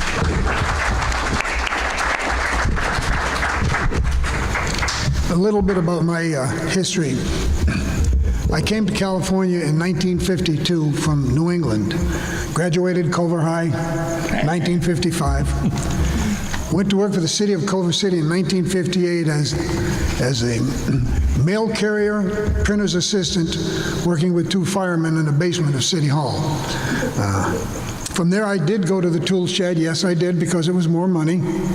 And I worked there for a while, took the fire department test, the police department test, and was offered a job on both the same week. I chose to go with the police department, obviously. I was hired in 1960, April of 1960. The chief at the time was Gene Mueller, and everything that was said about Gene, I agree and I share with you. Charlie Lugo, respectfully, Charlie Lugo was the captain at the time, and if anybody was there to keep your head on straight and give you confidence, it was him. At the time, there were 52 police officers on the police department. We were growing since those days. We worked the streets for 6 months without any formal training. And then at the end of that 6 months, I went to Riverside Sheriff's Academy for, 6 weeks was it? Yeah. And today's academies are so rigid and so strict. Stand at attention, wear the uniforms. We wore shorts to class, sat on pillows in the classroom to keep our butts from getting sore. There was no rigidity to it. It was all about learning and just how things have changed. On my first day on the job, I want to just sidestep here for a minute. I was supposed to start on a Monday. I didn't know that. I came to work on a Sunday morning. Everybody looked at me and wanted to know what I was doing there. And I said, well, I'm supposed to start. He said, well, you're supposed to start tomorrow morning. So I said, okay. And I only lived a block away. We lived on Lafayette at the time. I said, I only lived a block away. So I said, I'll go. Well, no, it's okay. You want to go for a ride along? They put me with the mover, Harold Van Olstein. Hulk of a man. A hulk of a man. Very first call that I ever went on was with Harold Van Olstein, was to the train tracks that run along the furniture store at the Washington and where the studios used to be. And there was a young lady on there that had climbed up on top of one of the trains with a puppy, and she was breastfeeding it. So my first call was to take that lady down to the mental facility down in LA County Hospital. And needless to say, when I got back, I went home. It was mentioned that the police department was at the rear of City Hall, and it was small, and gosh, was it small. As Tom said, we fielded 2 cars. On a fat night, we'd have 3. There were times if somebody called in sick, there might only be 2 police officers in the entire city. And you can't put them together, otherwise you lose half of your coverage. But, I mean, we followed each other, let me tell you. It was really interesting times, the things you go through. You look back on them now and you say you're lucky to be here. Times were different then. Times were very much different. Field supervisor, what was that? A field supervisor was a rarity in those days. When you had one, more often than not, that field supervisor was working the front desk so that an officer would go out into the field. And as a field supervisor, he was the communications operator, the police dispatcher, the jailer, the front desk greeter. What else did he do? I mean, everything that had to be done, that's done by probably 3 or 4 different people today, was done by that one person, which was often a field supervisor, leaving us alone to learn on the School of Hard Knocks. We had, eventually when we went to the new police station, we built a beautiful dispatch center down in the basement. Is it still there downstairs? Yeah. I always said if I ever made $1 million, because I was in charge of the communications center for a while, if I ever made $1 million or became a millionaire, I was going to move the dispatch center up under the roof of City Hall so that those poor people down there would see something. They had no windows to the outside world except a little camera, which didn't work half the time. When we had female prisoners, we'd have to take one of those female dispatchers up to make the searches and things like that. At the time, meals were purchased at Ellis Cafe. If you were lucky, one of the drunks would either bail out or didn't want his meal, and you got a free breakfast. Payroll was kept on a small 3-ring binder. No bigger than that, black. You open it up, remember that, Tom? Yeah. Check it off. Yeah, V if you're on vacation, X if you were there. And that was it. I mean, talk about running by a string. That was really it. In '67, the new police station was dedicated. Things changed. Jailer position was created, wow, to process the prisoners for releases, transfers, and court appearance. That one person probably relieved 3 police officers to work the streets. Let me say one thing right now. I have said this the day I left the police department. I said this the day I came to work for the city. This city has always been my 3rd family. My family, my wife's family, and Culver City. I feel that way to this day. I'm happy to be here, and I'm happy that you're here because you're the family, and you feel the same way, or you wouldn't be here. I mean, Survivor's on in a little while, you know, and you're going to miss Survivor tonight. So. Anyway, Jen Menig, Chief Mueller retired, and Jen Menig was hired as the heir successor and took his place. Jen implemented what was called, Chief Menig implemented what was called team policing. Really different style of policing. It's where each of the two shifts, they decided, divided it into two shifts, had a detective bureau, a juvenile officer, and a full squad of uniformed police officers. It was difficult to get used to, and I think probably the biggest problem, the reason it failed, was the department wasn't big enough to sustain that many men spread over that period of time without sacrificing something else. So it eventually went away. Now,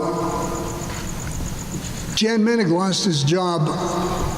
I'm not sure of the exact details, what was involved. It was an unpleasant time for everybody because there was divided the department right down the middle. There were friends of mine that were here, and I was over here. I happened to be the president of the Police Association at a time. Talk about bad timing.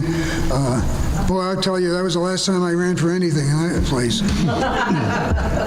But it eventually resolved. John came back as assistant chief, worked for Ted Cook, and they got along well. And Jen, Chief Menig, and I mean, everything just kind of came back together. So it was a rough time, but it worked out.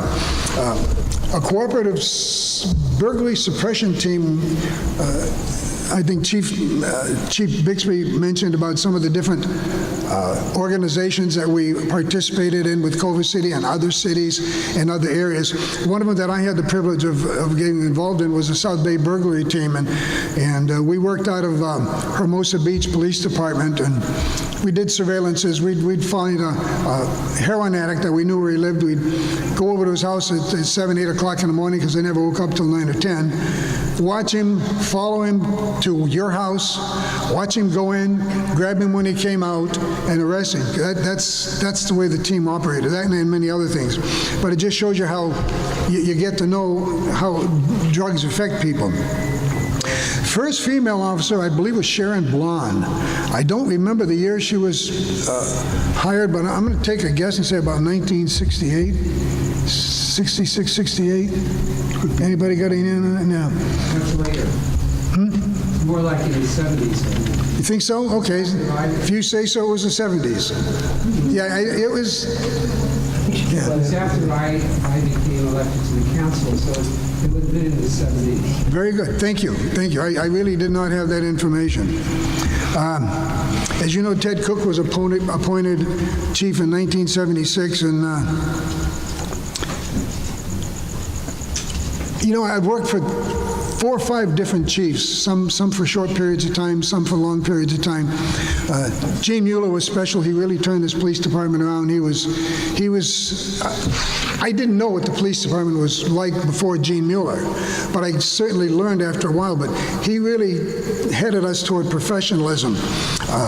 Chief Menig was staunch on education. He got me into school.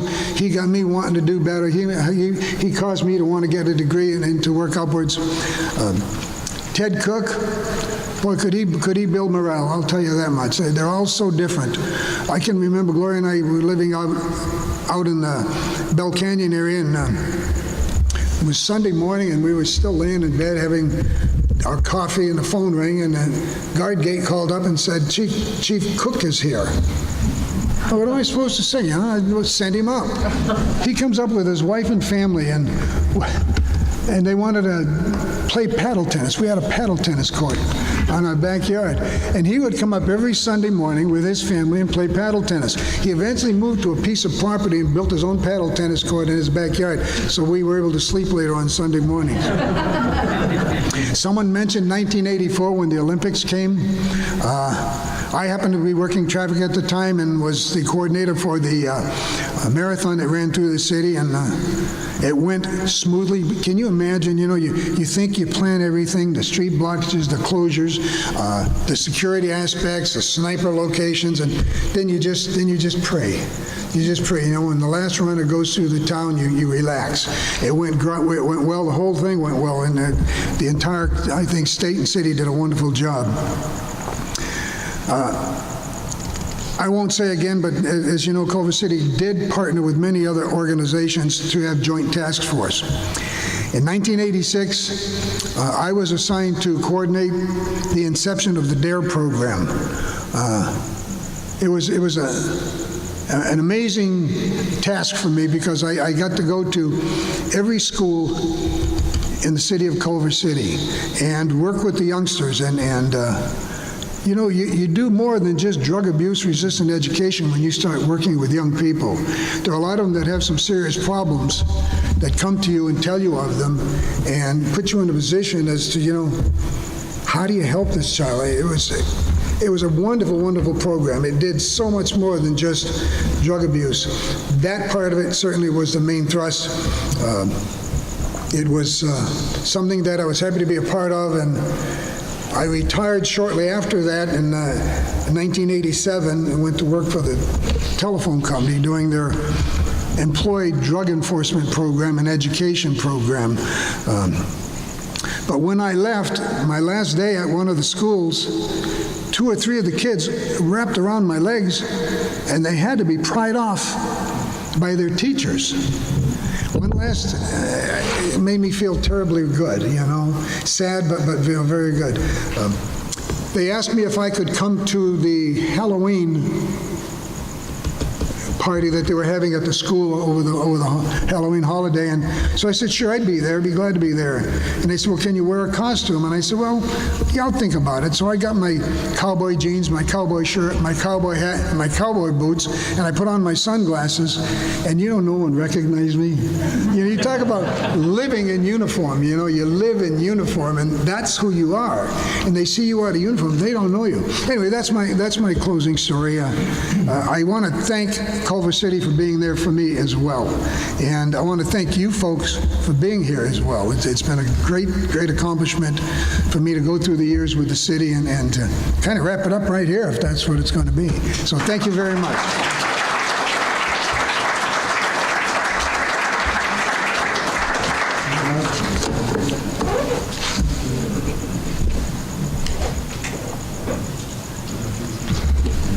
Well, I can tell you, we don't go to Winchell's anymore. We go to Starbucks. I don't blame you. Winchell's is gonzo, and we do patrol residential areas a lot. We do that. Trying to think of some of the other things that try and dispel some. Chief, can I interject one thing, please? Certainly. Winchell's. A lot of people don't realize that police officers are entitled to coffee breaks, and when they go to Winchell's, they don't have to go off the air. So they're ready every minute they're there. Thank you, Chief.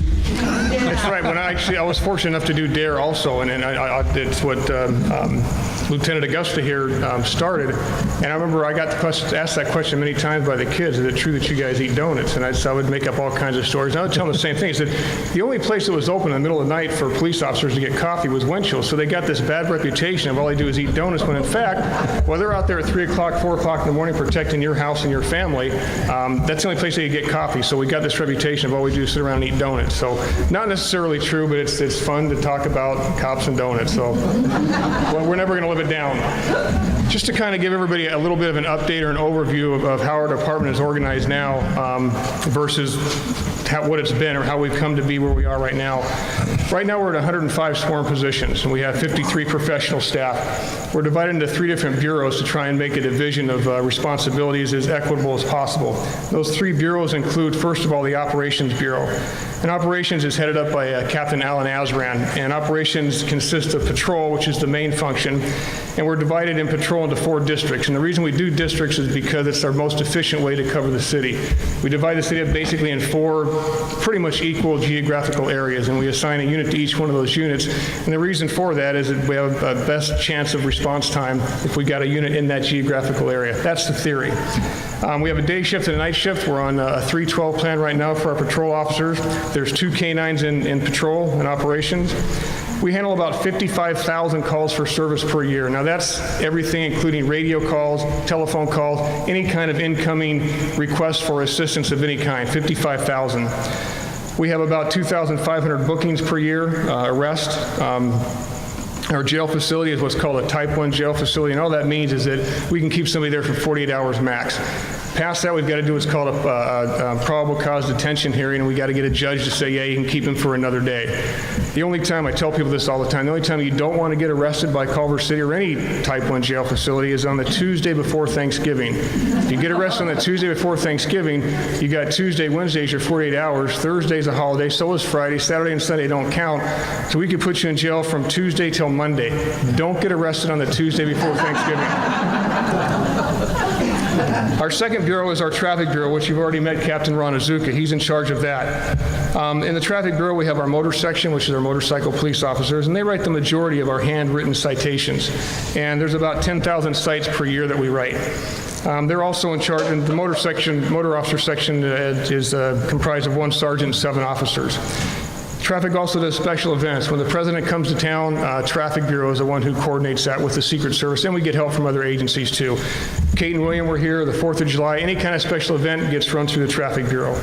They also have a commercial enforcement section. He talked a little bit about Neil Gold. He is famous, or I should say infamous, with all the truckers. He's well known in a very bad way. He's now a sergeant though, so he doesn't have quite the reputation he used to. Traffic collisions follow-up is also in the Traffic Bureau. We have about 1,700 traffic collisions per year. But having said that, I think only 17% are injury, and the other 83% are non-injury. So it sounds like a lot of crashes. It's not, very few injury accidents. Photo enforcement is also in our traffic section. Those are the red light cameras. It's still very controversial. We write about 25,000 of those citations every year. And to dispel a little bit of a rumor, it's no different whether somebody handwrites a red light ticket or you get a photo enforcement ticket. And we do not set the fines. The state does that. We have nothing to do with that. We don't get commission. It's nonsense. The fine is the same no matter what. And we pay a company a certain amount of money. It's not based on how many tickets are written. It's the same fine regardless of the person's writing it or you get a picture taken of you. The photo enforcement section is comprised of a sergeant, an officer, and a tech.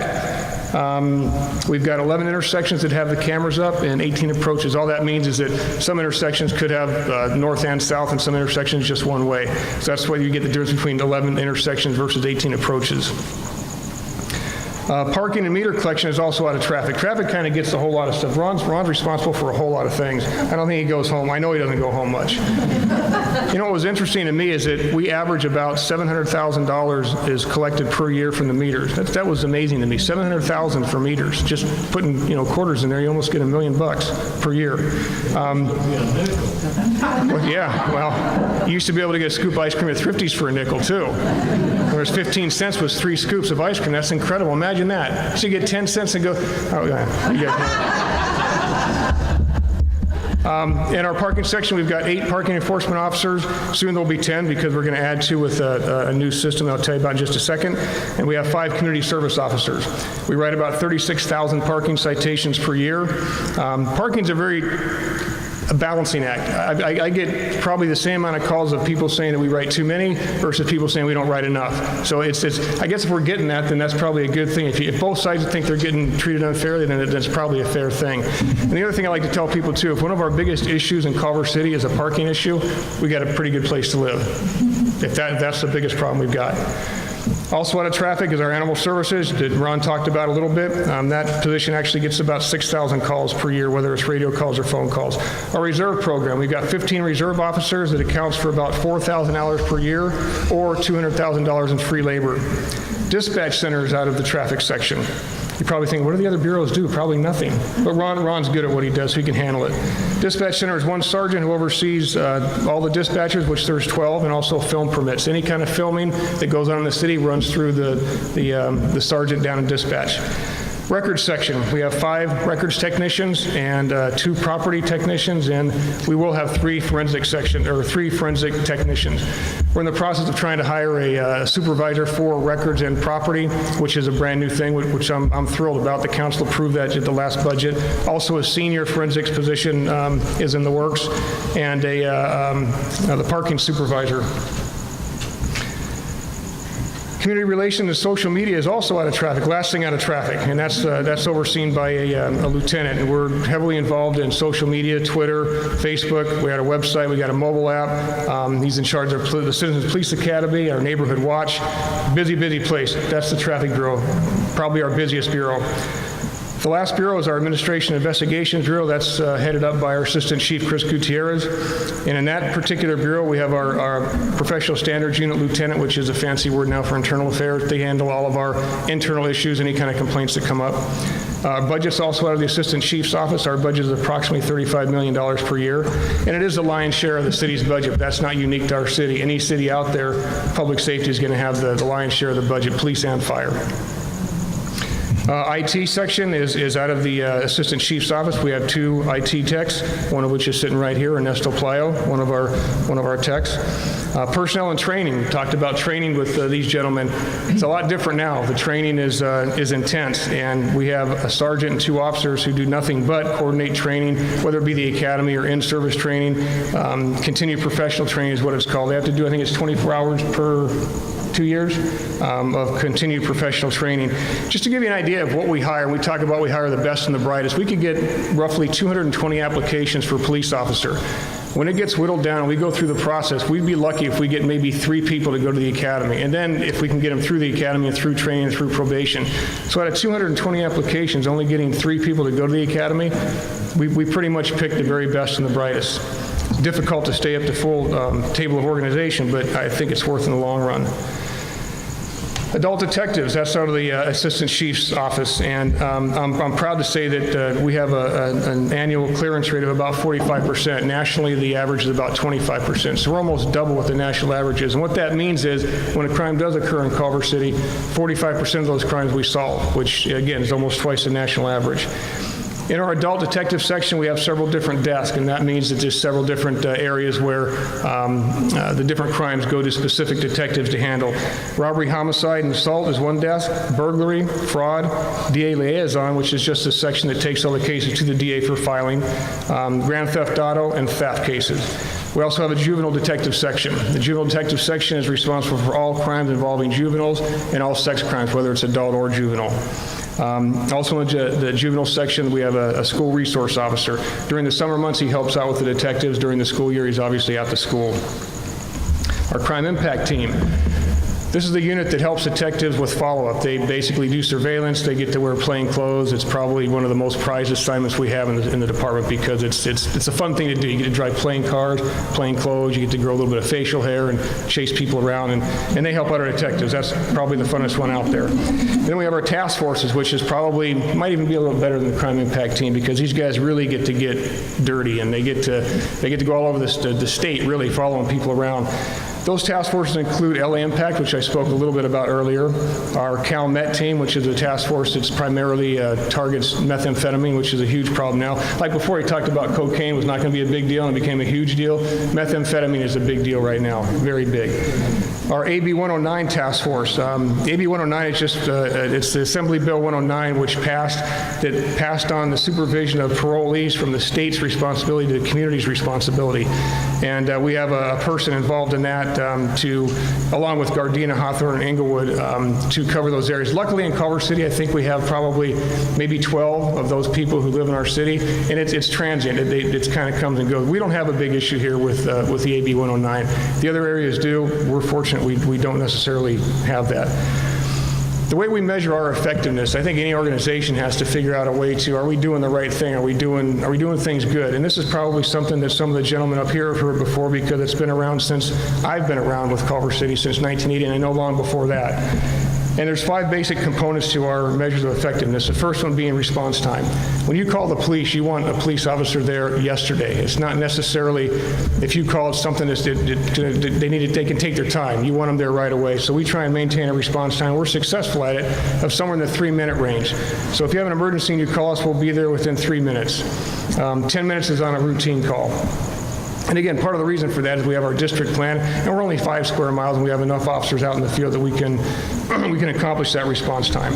Case clearance is the second component of our measures of effectiveness. Again, in 2014, we cleared 45% of the cases that did happen in our city. Crime reduction and prevention is our third component. Violent crime was up in 2014 by 4%, but that's not necessarily a fair statement because what that means is we had 7 more assaults than we did in 2013. So with a 4% increase, you're only talking about just a little bit over a half a crime more per month. So it really wasn't that significant. Robbery was down 26% in 2014.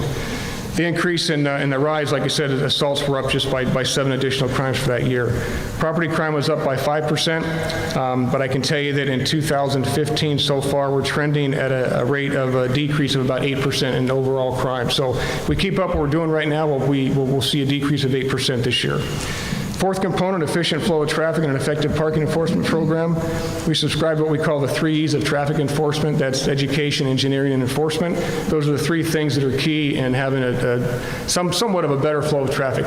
You say, what kind of, how good can traffic be out there? For any of you who drove here today, traffic's not that great. There's only so many roads and there's a ton of cars out there, but it is a priority of ours for that.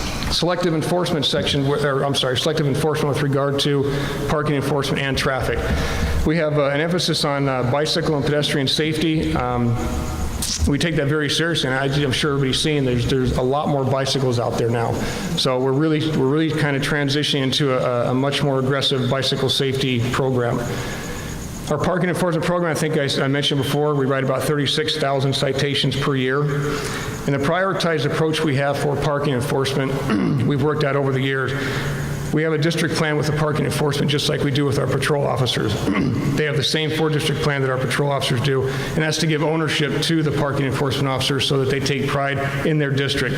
First priority with parking would be the schools during the school year. We need to have our parking enforcement people there to make sure the kids are getting dropped off and picked up safely. When I went to school, nobody got a ride to school unless you were sick. Everybody walked to school. These days, everybody drives their kids to school, just at different times. So we need to be there during that time. Secondly, street sweeping, permit parking. We have 120 permitted streets in Culver City. There's only 300 named streets in the city. 120 of them have permit parking. It takes a lot of time for our parking enforcement people to be on that. Time zones, meters, radio calls, observations that the parking enforcement officers see, and what we call habitual offenders. That's somebody who's got 5 or more parking citations, their car can be towed. So that's pretty much the prioritized approach we take for parking.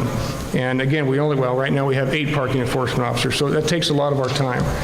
Fifth, and probably one of the, not the most important, but it's pretty important in our measures of effectiveness, is our morale. And I think the key to morale is having fair and consistent accountability across the board. I think number 2 is having a clear direction. And I think part of that direction is our strategic plan, which we came up with a 5-year plan from 2012 to 15. We had, I think, 42 different goals in there, and I think we've accomplished 36 or 38 of those goals. We just came up with a new strategic plan that's going to cover a 3-year period from 2016 to 2019, and it's just about finished for now. In that strategic plan, we talk about reducing crime and the fear of crime, increasing partnerships with the community, employee development, organizational accountability, technology implementation, and organizational communication.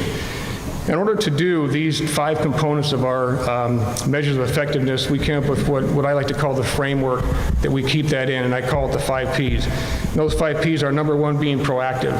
And all that means is getting out there and beating the bushes. We don't sit back and wait for radio calls to happen. We look at our crime stats, we see what we have going on, and we go out there and try and prevent crime before it actually happens. That's key, and it has been key for the Culver City Police Department since I've been hired, since I've been working here, and long before me.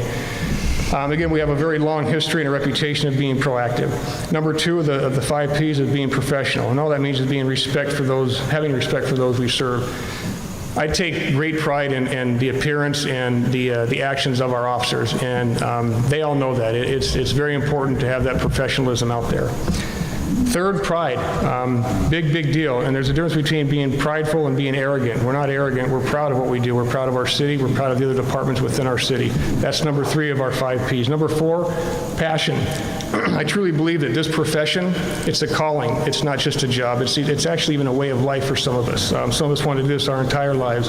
And to be successful in this is something that it has to be a calling for you. It's not just a job that you go and I'll do this for a little while and see how it goes. Number 5, and I think most importantly of the 5 Ps, is partnership. We don't and we can't do this alone. We need and encourage the help of the community. And a lot of the work that we do, a lot of the good work we do is a result of being supported and input from the community. So we're very fortunate with the relationship we have with the community and also our elected officials. Again, I said it earlier, I couldn't be happier with the support we have. We have a great reputation. That's because it's all those components working together. So those are the 5 Ps that we talk about all the time with our officers in our briefings. And what we instill in our members and what's important to us is, number one, services first. Our existence is for the service to the community, and we talk about that every day. It's what's important to us. Our reputation, the utmost importance to me. We believe that nobody does it better, like I said earlier, and our reputation, we have to earn it every single day. Quality of life, at the end of the day, it's all about quality of life here in Culver City, and I think that the members of this community really enjoy a very good quality of life here. And lastly, I think doing the right thing. It sounds simple, but what we preach to our people all the time is you don't do things just because you can. We could have a law in the book, or we could have something that we can do technically, but is it the right thing to do? And an analogy that was told to me a long time ago, which makes a lot of sense, is if somebody goes to the shooting range and shooting their gun or whatever, and they're coming home and they forget and they leave it in the car and they get pulled over, can they be arrested? Sure they can. Is it necessarily the right thing to do? No. So use your common sense, and we try and hire people who can use that common sense to do the right thing, not just because you can, but because it's the right thing to do. Some of the things on the horizon and what's happened in the past year, we now have cameras in the car. That just happened, I think, in August. It got kicked off, I'm pretty sure. And I'll tell you, those things are great. Study after study have shown that that's a real plus to the police department, because it negates a whole lot of false allegations. It gathers great evidence for us, and it keeps some of our people honest too. I mean, if we're on video, we've got nothing to hide. I want those things on video. Researching body cams right now, I don't think it's a matter of if, it's when. And I've actually mentioned this to the council in the past, that probably this next coming budget cycle, we're going to be asking for body cameras. There's some logistics to work out, but I think that's a great thing to do, and that's what we're striving to do. We have a parking committee right now, and we're hiring 2 new PEOs with some equipment that's going to be geared towards permit parking enforcement, which again has been a big issue in this city. We have an Explorer program. We have 6 graduates from the academy. We have 1 in the academy right now. We just hired a crime analyst, which is brand new.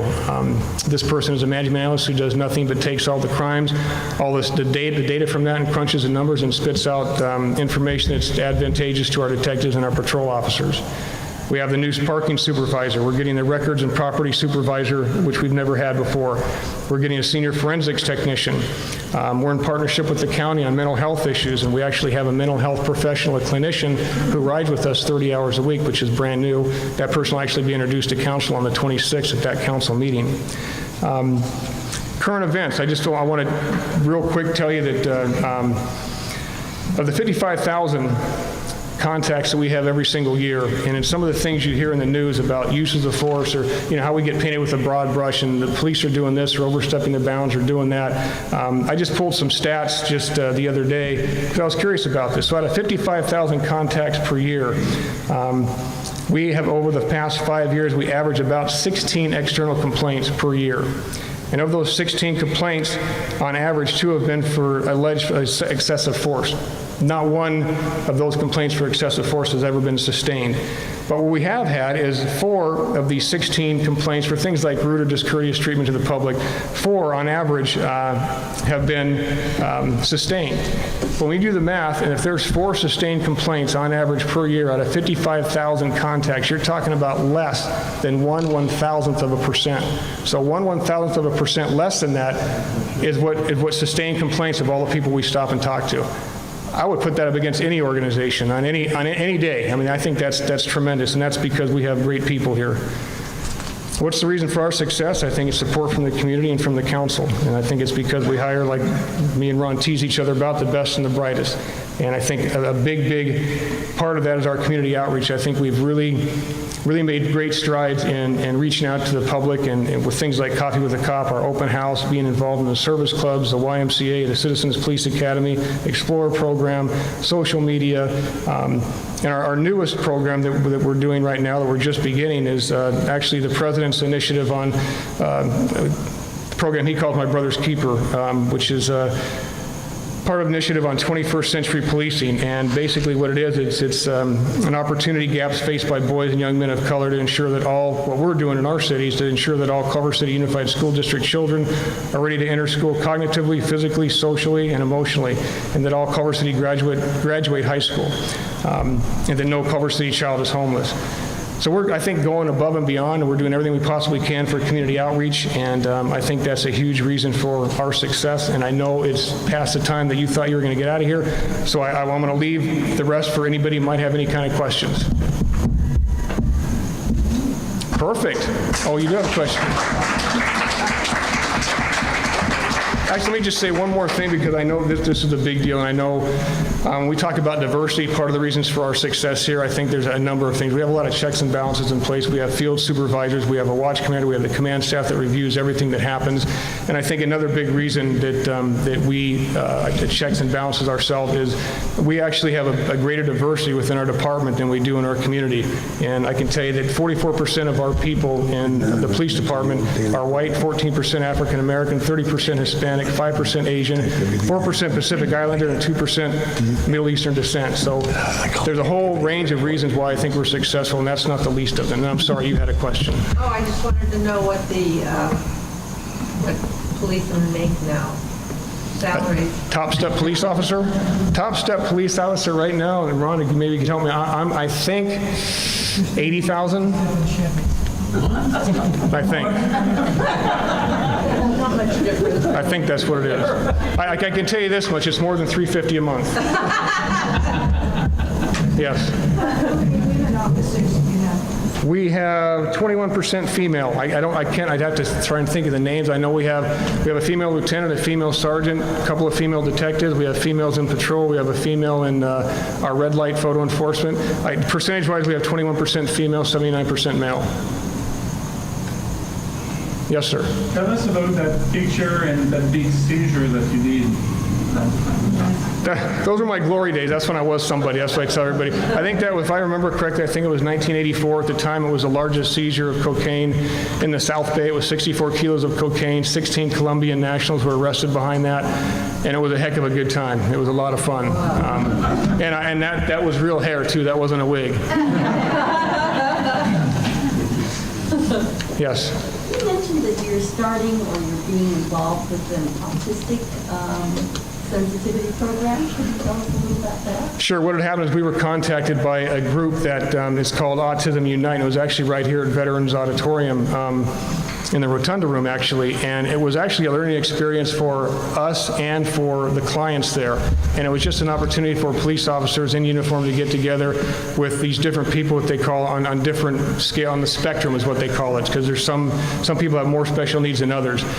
And it was actually, we probably learned more than they did. It was just an opportunity to get together with them in a more relaxed atmosphere, but in full uniform. And we went through everything on our uniforms and everything on our belts, and, be careful about getting too close or touching this area or that area, and what we're going to do when we arrive on scene, and what we would expect them to do or what we want them to do. And we did some role playing with some scenarios and walked them through the different things. And like I said, it was a great thing for us, because I think we learned just as much as they did. But it was a one-time, not necessarily a one-time. We've done it once. I mean, if they called us to come back and do it again, we'd be happy to.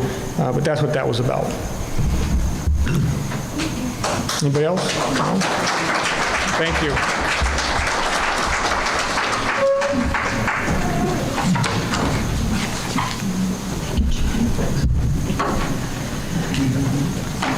Wow. Well, that was very, very, very enlightening, because having these three gentlemen here and Chief here tonight, I think, for me, really kind of gave us a full perspective of our wonderful, wonderful police department. So I want to thank, this is the last of our programs. We've had a wonderful 2-year run, my father and I, from the Book of MGM to The Wizard of Oz to Mark Wanamaker doing Gone with the Wind, and our 2 wonderful families, our high school, and now the police department. I think we've kind of gone full circle. We wouldn't have the opportunity to do this if our friend Julie Lugo and her father did not begin the Historical Society way back when. This was their baby, thank you, exactly. Which delighted me to have my father and myself become part of the Historical Society when they asked us to do the programs. I'd like to thank, who are not here tonight, my little committee, my team of people that help us put this on voluntarily. Tammy Eskridge and Jeannie Conklin, two of the hardest working women in the Historical Society. My mother, Willie Parrish, for her dedication at that little counter up the front. My sister, Denise, for her loyalty for always being here. Greta Dean, who could not be here tonight. Dave Tavers, who does our video and our webmaster. Michelle, my friend Fred Alexander. My friend Michelle, who drove in tonight. Thank you for helping out today with the lights. Michelle Bernardin, who has always been there to hear any of my moments of tears and fears. I thank her very much. And I want to thank the entire Historical Society as a whole, for giving me a sense of purpose and bringing back, letting me have a chance to give to Culver City, that is given, from a city that has given me so much, to my family. We've been here so long and we just love this town, and there's nothing we wouldn't do for it. And last but not least, I want to thank my dad, because I could not have done all of this at all. It would have been a half-measured job if it was just me. But his dedication, his determination, his ability to think beyond the box made each one of these programs so wonderful for the last 2 years, and I just want to thank my dad a special thanks. And, of course, our guests, Chief Bixby, Ron Izuka, Norm Traub, Tom Kendra, Frank Augusta, Marilyn, Gloria, Johnny Franco, and Jamie for coming all the way from Orange County to come up and share tonight. Again, thank you much. And we'll see you in the new year. Again, like our president said, happy Halloween, happy Thanksgiving, Merry Christmas, Happy New Year, and we'll see you in the new year.